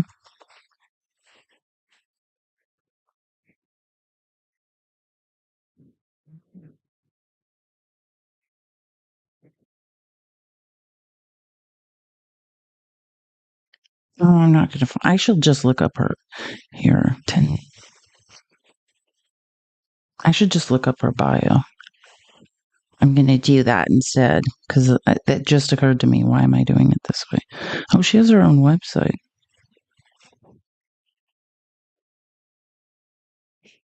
She basically, I had no idea how long she's been in politics. She's worked on like, she's a lot older than she looks. She was born in 1974. So she's a French-American political advisor. She served as White House press secretary from May 22nd to January 2025, a senior advisor to President Joe Biden since October 2024. She's the first, okay, wait, I want to get to her past, hold on, career. Here we go. Following graduate school, Jean-Pierre worked as the Director of Legislative and Budget Affairs from New York Councilor James F. Gennaro. She was the Southeast Political Regional Director for John Edwards. She worked for John Edwards in 2004. That's how long she's been in politics. Remember John Edwards? He was going to be our hope. In 2006, she was hired as the Outreach Coordinator for Walmart Watch in Washington, D.C. She joined the Columbia University faculty in 2014. She worked at Columbia University. She was faculty at a Ivy League school where she is a lecturer in international and public affairs. During Barack Obama's 2008 presidential campaign, Jean-Pierre was the campaign's Southeast Regional Political Director and was the Regional Political Director for the White House Office of Political Affairs during the Obama administration. In 2011, Jean-Pierre served as National Deputy Battleground States Director for President Obama's 2012 re-election campaign. She led the delegate selection and ballot access process and managed the political engagement in states. Jean-Pierre served also as the deputy campaign manager for Martin O'Malley's 2016 presidential campaign. And it goes on and on and on. Like, I'm so tired. Everybody Biden hired was exemplary. They were more than qualified. They were overqualified for their jobs. You people, these people are not qualified for their jobs. And then we have to listen to Black women be insulted because of their skin color and say they're not qualified. Not on your best day. Like every person Trump picked is a downgrade and has fewer qualifications. Name me, and if you show me someone who's more qualified than Biden's picks. Because I've looked into it. It's all been downgrades. Basically, and it's true what Chris Murphy has said. You're basically saying if you're a woman, if you're black or brown, if you're LGBTQIA, you are not qualified. Oh, I'm sorry, I forgot the disabled. That's what they're saying.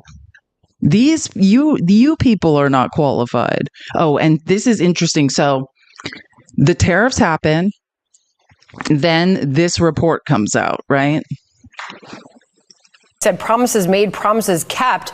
That will be happening. 25% for Mexico, 25% for Canada, 10% tariffs on China.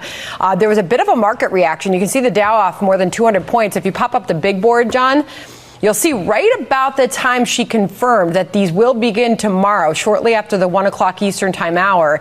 That's when you saw the Dow sell off. Not a huge sell off, but there was certainly a reaction to that. Right now, the Dow is down 337.47 points. So I just looked it up. So it's down more. Well, they have still got 10 hours to try to avoid tariffs before they snap into place at 12:01.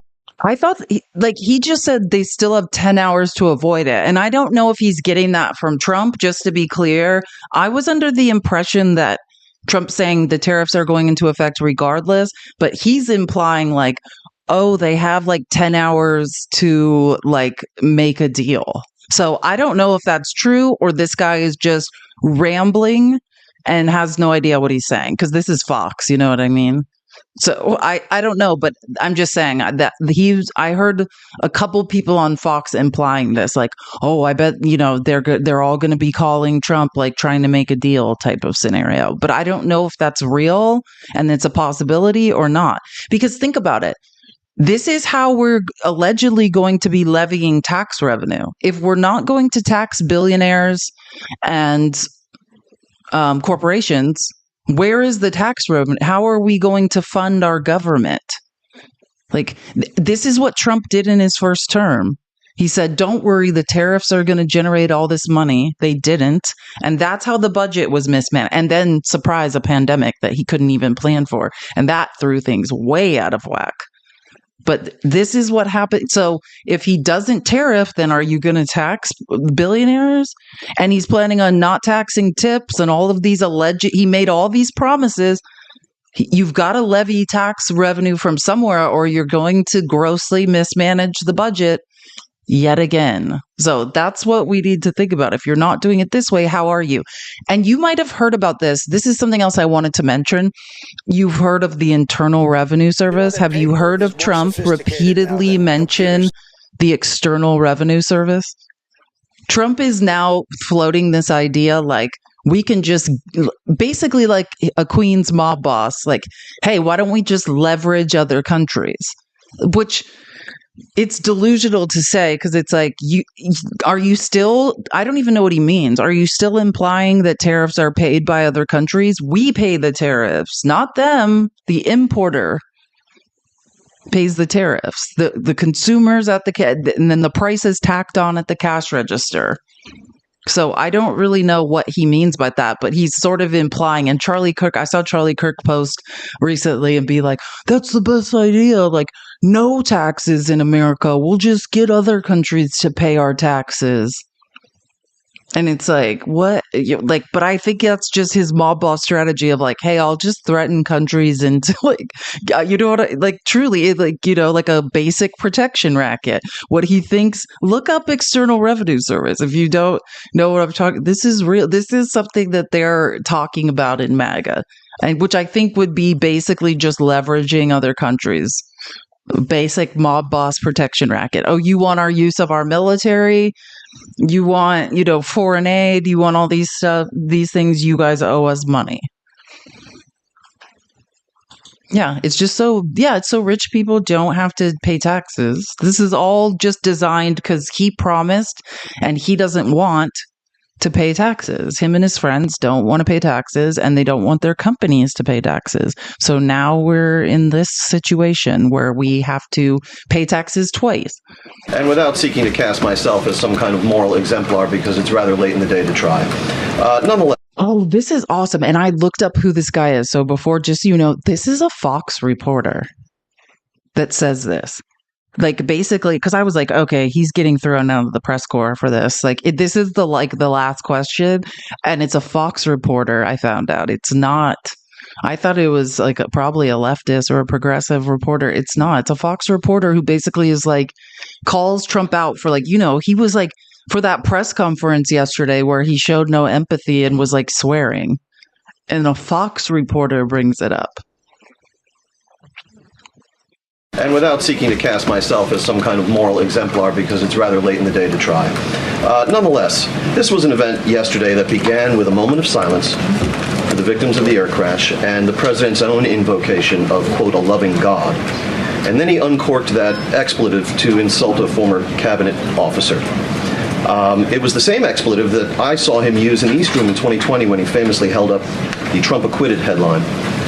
My question is, if you could shed any light for us on how the president perceives his use of public profanity, which is a practice that certainly sets him apart from all of his predecessors. Does he regard it as an effective communications device, part of his appeal, or is it something that he lapses into inadvertently, perhaps in times of frustration and later regrets? I think one of the things that the American people love most about this president is that he often says what they are thinking, but sometimes lack the courage to say themselves. And He's like, Trump is speaking for the bigots in America that, don't want to take off their sheets. Like, that's what I heard. Like, what, lady? I think yesterday at this podium, you heard President Trump express great frustration, perhaps even anger, with the previous administration's policies, many of which have led to the crises that our country is currently facing and that this president is focused on fixing. Thank you guys very much.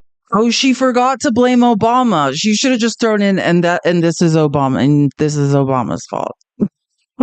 Why didn't you blame Obama at the end? You forgot. How does it take courage to cause? I know exactly. And I can't believe that came from a Fox reporter. It's like, no, he's saying, what is wrong with this guy? Is it his temperament? Does he have no impulse control? That's what he was basically asking. He's speaking for the people. He's swearing in press conferences and refusing to express empathy and making up random lies for the people. Like, that seems like a pretty selfish endeavor. That's only...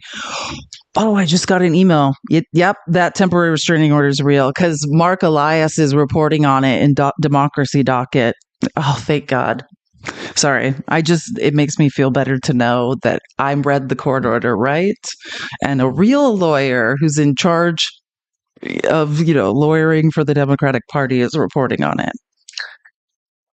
Oh, thank you, Joseph, for the $20 for your avocado fund. This will buy me 1/2 of an avocado. We'll have to, I'm only 3.5 hours. I'm like 2.5 hours from the border. So I can go probably get an avocado if I need. I'll start a rat. That's what my new thing will be doing. I'll be an avocado smuggler. Well, I can see it now. Okay, hold on. Oh, yes, I remember now. This is that tweet I was going to show you. Elon Musk's tweets, I was like, we can't keep up with them all. But they're finding old FAA confirmation. Biden's pick to lead the FAA was a DEI hire who couldn't answer a single question about aviation. And I'm not playing this clip because I didn't want to record it, but basically I listened, and Elon Musk retweets this to his, hundreds of millions of sycophants. And what was going on, I listened to the clip though, but this is such misinformation. Again, my first point, did Trump's people answer one question? No, they did not. But this was actually even different. He wasn't not answering defiantly. Just to be clear, what was happening was that this one Republican, because again, this is just one little piece of one person's turn. It's a 2-minute clip. And what's happening is this guy's a pilot and is asking him questions that have to do with commercial aviation, being a pilot. And the guy is just like, I'm not a pilot. So I don't know, this is something that MAGA does in debates, right? They don't know anything. They don't know the real answers because, they're in cognitive dissonance and are spreading misinformation and disinformation. So how they redirect is they'll be like, I was a police officer for 27 years. What's this? And they'll try to quiz you on something in the police manual. It's yeah, that has nothing to do with the line of logic we're on. We're talking about politics and you're spreading misinformation. And to make yourself feel better for not knowing the answer, you're giving me a weird quiz about the police handbook. That is MAGA's, and that's what they're doing. That's what this guy's doing in the clip. He's basically how are you going to run the FAA? Yeah, many people who have ran the FAA are not pilots. Shocker. This might come as a surprise.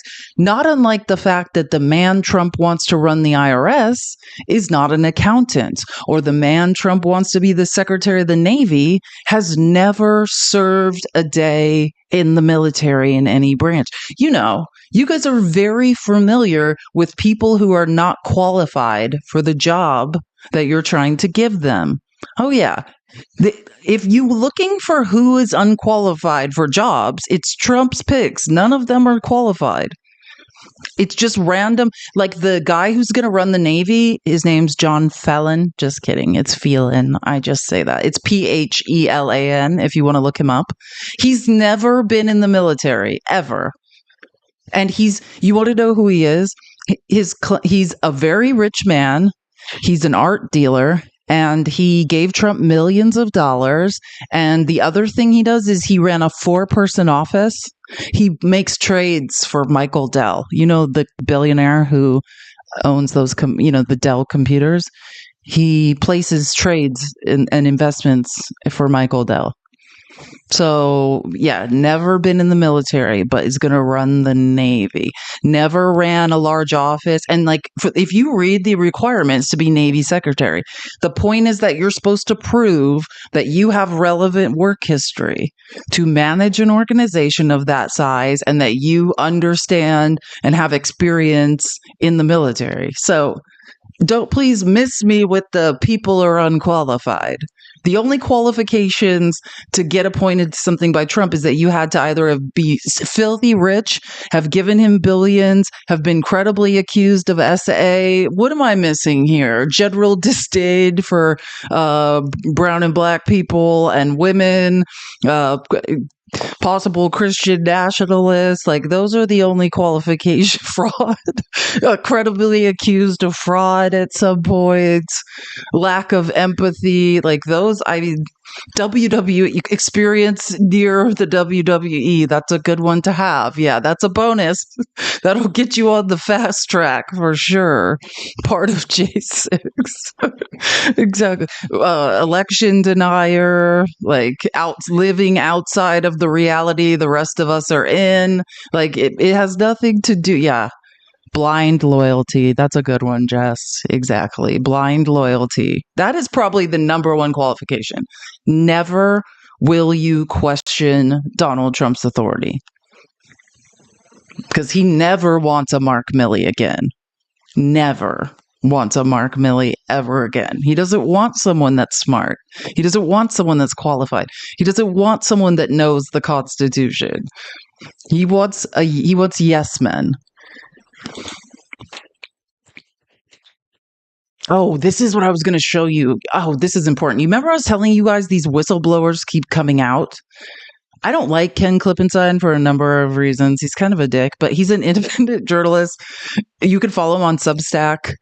But again, all of these whistleblowers from different federal government positions are blowing the whistle. Do you remember how we were all, I don't know if you guys remember this because there's so many bad things going on, so it's hard to remember all of them. You might be overloaded and forgot. But the National Labor Relations Board, Kirsten Sinema, we could have controlled the National Labor Relations Board for a few more months or another year, but Kirsten Sinema didn't show up to vote. They probably paid her not to, so we lost the majority on it. Well, Trump is cleaning house anyways. The first black woman to ever be hired on the National Labor Relations Board, Trump just fired her for no reason. And I'm pretty sure she's going to sue, actually. You guys can look this up, but this is the board that handles union disputes, labor disputes, like strikes. It's a huge board. Trump wants to basically, attack unions. So he wants all yes men. But yeah, the first black woman to to have a position on this board, I heard, and I don't think she's the only one that got the axe. I think there might be one or two others, but she definitely, and she wasn't given a reason. And our tax dollars, when these people sue for wrongful termination, our tax dollars are going to have to pay for this stuff. But again, this is the National Labor Relations Board's general counsel, right? Just sent this memo out to the staff saying, quote, I cannot promise you that everything is going to be okay. Quote, I know that the past few days and nights have been extremely scary and distressing for some of you. And somebody, whistleblowers are basically giving these memos and these emails to journalists. And this is the general counsel. So the head lawyer for the National Labor Relations Board are among the most brilliant. They're among the most brilliant, committed, and hardworking people that I've met. Anyone who says otherwise does not understand our work and mission. I know that the past few days and nights have been extremely scary and distressing for some of us. I am writing to share the information that I have and to share some best practices that have been previously shared with me regarding how to survive what's happening. With respect to information, I know there are a lot of questions about OPM's fork emails, right? Those are the emails saying the fork in the road email, basically like, hey, you can quit. Like some of you, I received an email directly from hr@opm.gov last night with changes to the FAQ setting out of the terms of the fork offer. I know that in particular, the answer about working another job is confusing. They're basically saying, if we take this, can we work another job, I guess? I don't know. And that there are government-wide ethics authorities and agency policies that would apply in this situation that could impose restrictions. Unfortunately, I do not have any additional information about the fork offer or FAQs beyond what OPM is providing, but we will continue to share any information as we receive it. With respect to the return to in-person, this is one of the other ways Trump's trying to get everyone to quit, right? It's saying you can't do telework. Everyone has to be in the office by this date. If you don't show up, that's an automatic admission that you don't want your job and we are going to fire you. So when you see the return in person, that's what it means, the presidential memorandum. The latest information we have is accessible here. This guidance requires that the agency submit a return to office implementation plan by Friday, February 7th. I am actively working with Chairman Kaplan's staff on what this implementation plan will look like. I have articulated to the chairman's staff my view that we are legally obligated to comply with the commitments the agency has made in our collective bargaining agreements with all of our legal obligations under the American Disabilities Act. Meaning, because a lot of people through the American Disabilities Act, for different reasons, maybe can't be in the office and need special accommodations. So, including reasonable accommodation and with all of our legal obligations under other EEO settlement laws and settlements. In addition, there may be other exceptions, right? With that said, I'm just going to skip through the last couple. You can read this if you really want to know. I know at this moment, no matter what I say, there's uncertainty. I cannot promise you that everything is going to be okay. I can promise you that I'll be standing with the employees of this agency to effectuate our mission. And because I know many of you personally, I know that you will be doing the same. With respect to the many changes we're experiencing, I know that for me, pausing, doing breathing exercises, reaching out to a friend or colleague, and holding off on responding immediately has been helpful. These things might not be helpful for you, but I ask you take a moment to think through what is helpful for you and put a plan into practice. Please continue to talk to your supervisors and managers about questions, concerns, or ideas you have on how we and I can be best effectuating the act and supporting each other during this time. Thank you all for everything, Jessica. This is what I mean when I say Trump's guy is terrorizing them into quitting. They're having panic attacks. Truly. They're like, can you imagine? Like these emails, if you go at X, all sorts of emails and memos are being released. Like the Ken Clippinside, I would say he's a good person to follow. For some reason, he's getting a lot of them. So and when I find him, when I see him, I'll try to bring him to your attention. But yeah, this is just one example of like the terror and uncertainty. I hope no one takes that fork in the road deal, because like that labor lawyer said, you could be giving up your rights to retirement. Definitely don't do anything without consulting a lawyer, because like Senator Tim Kaine from Virginia said, Trump has no authority to guarantee those payouts. Like don't end up like those contractors in New York. Yeah, Vote admitted he wants to traumatize. Yeah, we've been talking about that all day. Vote wants to try. It's OUGHT. He wants to traumatize the federal workforce. This is what. Yeah, Terry says quit spreading misinformation. You mean all this information that's backed up by literal research and receipts? Yeah. You mean every single piece of information that's backed up by proof? Yeah, I'll get right on that, Terry. Thank you. Oh, thank you, Rachel, for the $5. She said, thanks for your hard work. Jesse. Thank you. Thank you for handling that for me. I love when people, like, that's how you know MAGA people, they wouldn't know misinformation if they were spreading it all day themselves. Truly. Oh, yeah. And then speaking of Tim Kaine, I forgot I had these clips. And then I actually, this is Tim Kaine like right before the live started. He was on MSNBC pretty much talking about all this stuff. And we need to press forward on air traffic control hiring. You know, President Trump doing a hiring freeze and putting somebody in as the chief guy in the Office of Management and Budget who says he wants to traumatize federal employees. We don't need to traumatize air traffic controllers. We need to hire more, train more, have continue to have standards of excellence, because when you're short-staffed in air traffic controllers, it leads to delay and it leads to dangerous situations and sometimes tragically accidents. And we need to press forward. I think the president was race baiting to take attention away from this. He let Elon Musk force the resignation of the FAA administrator at the beginning of the administration. He disbanded on day 2 of the administration an aviation safety committee within DHS. And the reason for disbanding it is we want to focus on national security. What air safety isn't national security? He has got an OMB director who was pushing a hiring freeze and federal funding pauses, saying, I want to traumatize the federal workforce when we already have too few air traffic controllers. This president is starting off just within a week and a half an anti-safety agenda that is going to hurt our air safety, and he desperately did not want to be asked about that. I think that's why he went the rate, because he realized, wow, we just sacked the FAA administrator. We just sacked the Aviation Safety Board. Man, they're going to come after us. We better blame somebody else. Yeah. Love Tim Kaine, and I love that he keeps saying it. Russ Vought wants to traumatize the federal workforce. And I'm pretty sure I said this at the end of the live, but I know there were only like 300 people in here when I said it, so I'll say it again. And if you don't know, the other things the senators are up to, they're opposing.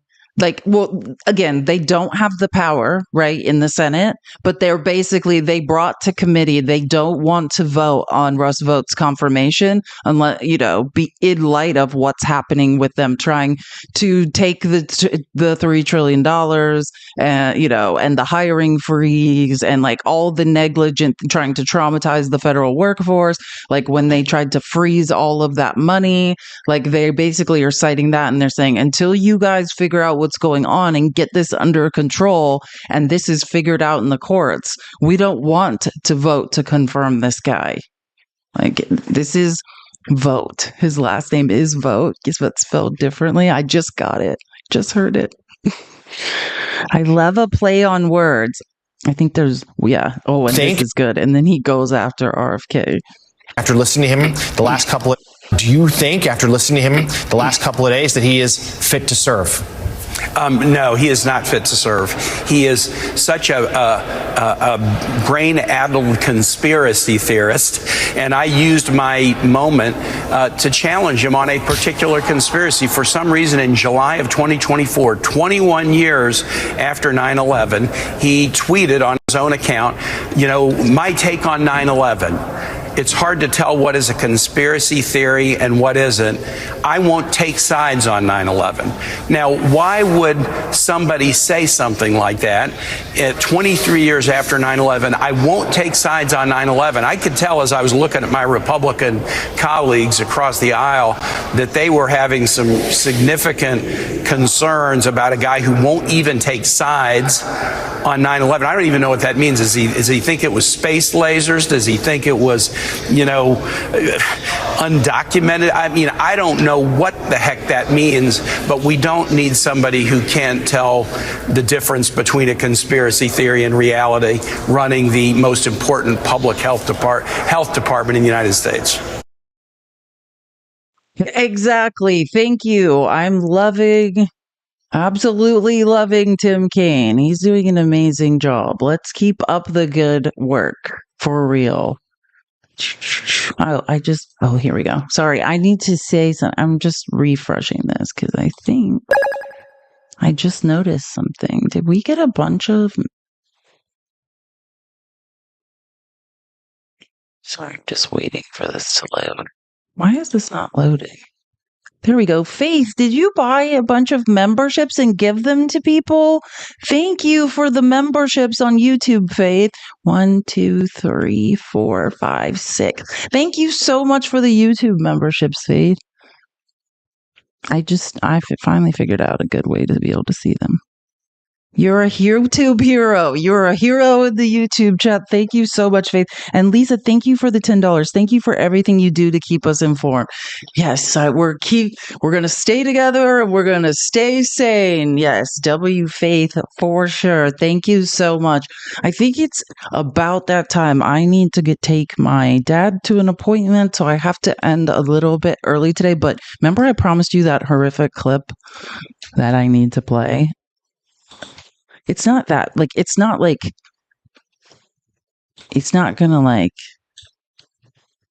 that horrible, but I mean, hold on. What am I saying? It's horrible, but I'm just saying, the language it's not like it's swear words or something. It's the nature of what he's saying that is so awful. It's almost unbelievable. What? And again, this is, I guess, here, I'll put oh yeah, perfect. I just remembered I put this up too, because I've been meaning to tell you guys about this too. If you do not follow, and I'm going to assume they're on Blue Sky as well, this @FactPostNews, this is the Democrats' rapid response account. So clips from hearings, just clips of what's going on throughout the day coming from the Democratic administration. This is the account. Remember during Kamala's campaign, there was that, I can't remember what it was back then, but this is the new account. So everyone should follow @FactPostNews, because this is in real time. They're fact checking, putting up clips of the BS Trump's up to, all of this. It's, funny stuff, but they posted this. So I just want to be clear, the Democratic Party, basically this clip was going viral and then they posted it. It might be an account on TikTok. I would check. I don't follow it on TikTok. I mean, because I'm making these outlines off of X. It's an account on X, but I'm sure it probably exists too. It's a social media account, so I'm sure they're trying to do it across every platform. That probably makes the most sense.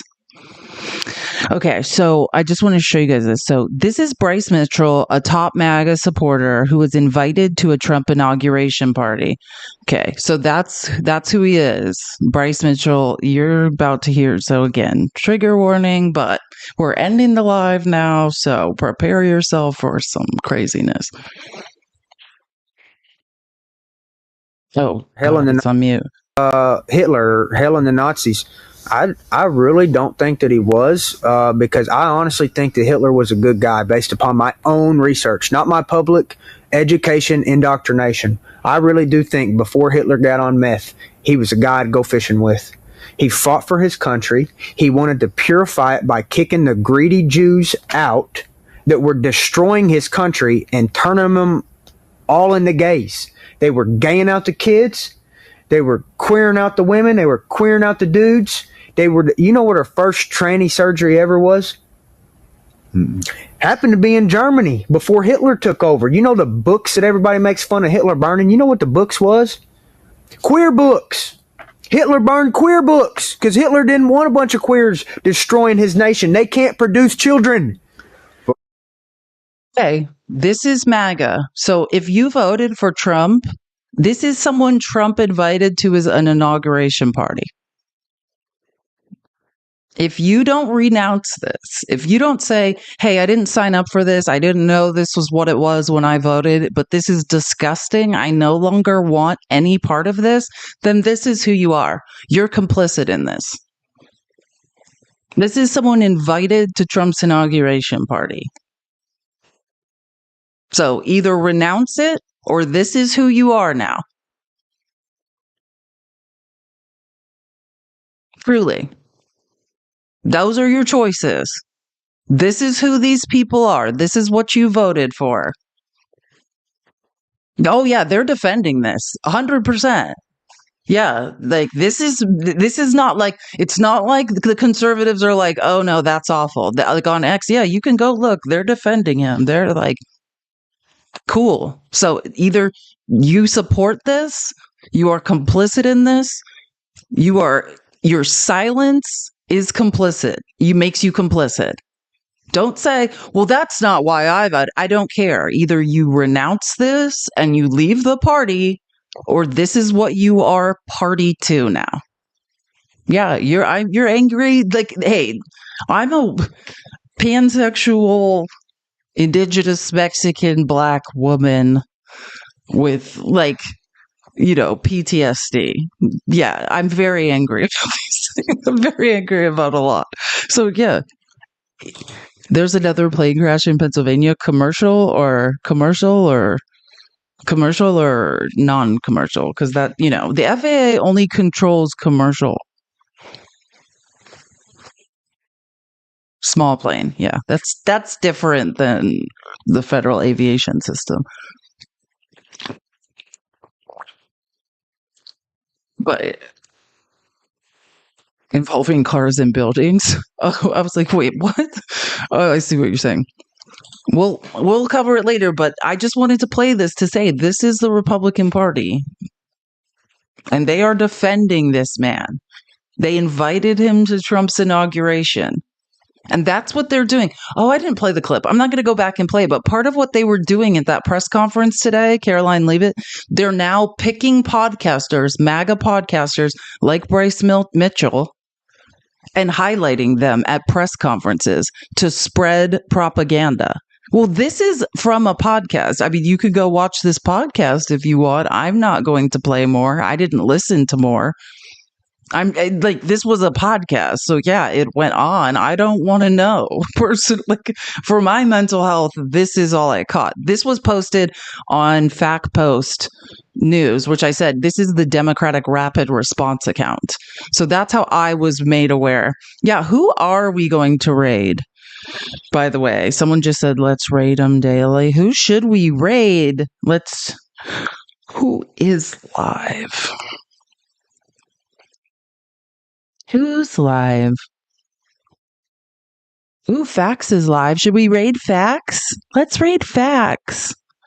Fax. I love Fax. Whose live is that? That he's in someone's live.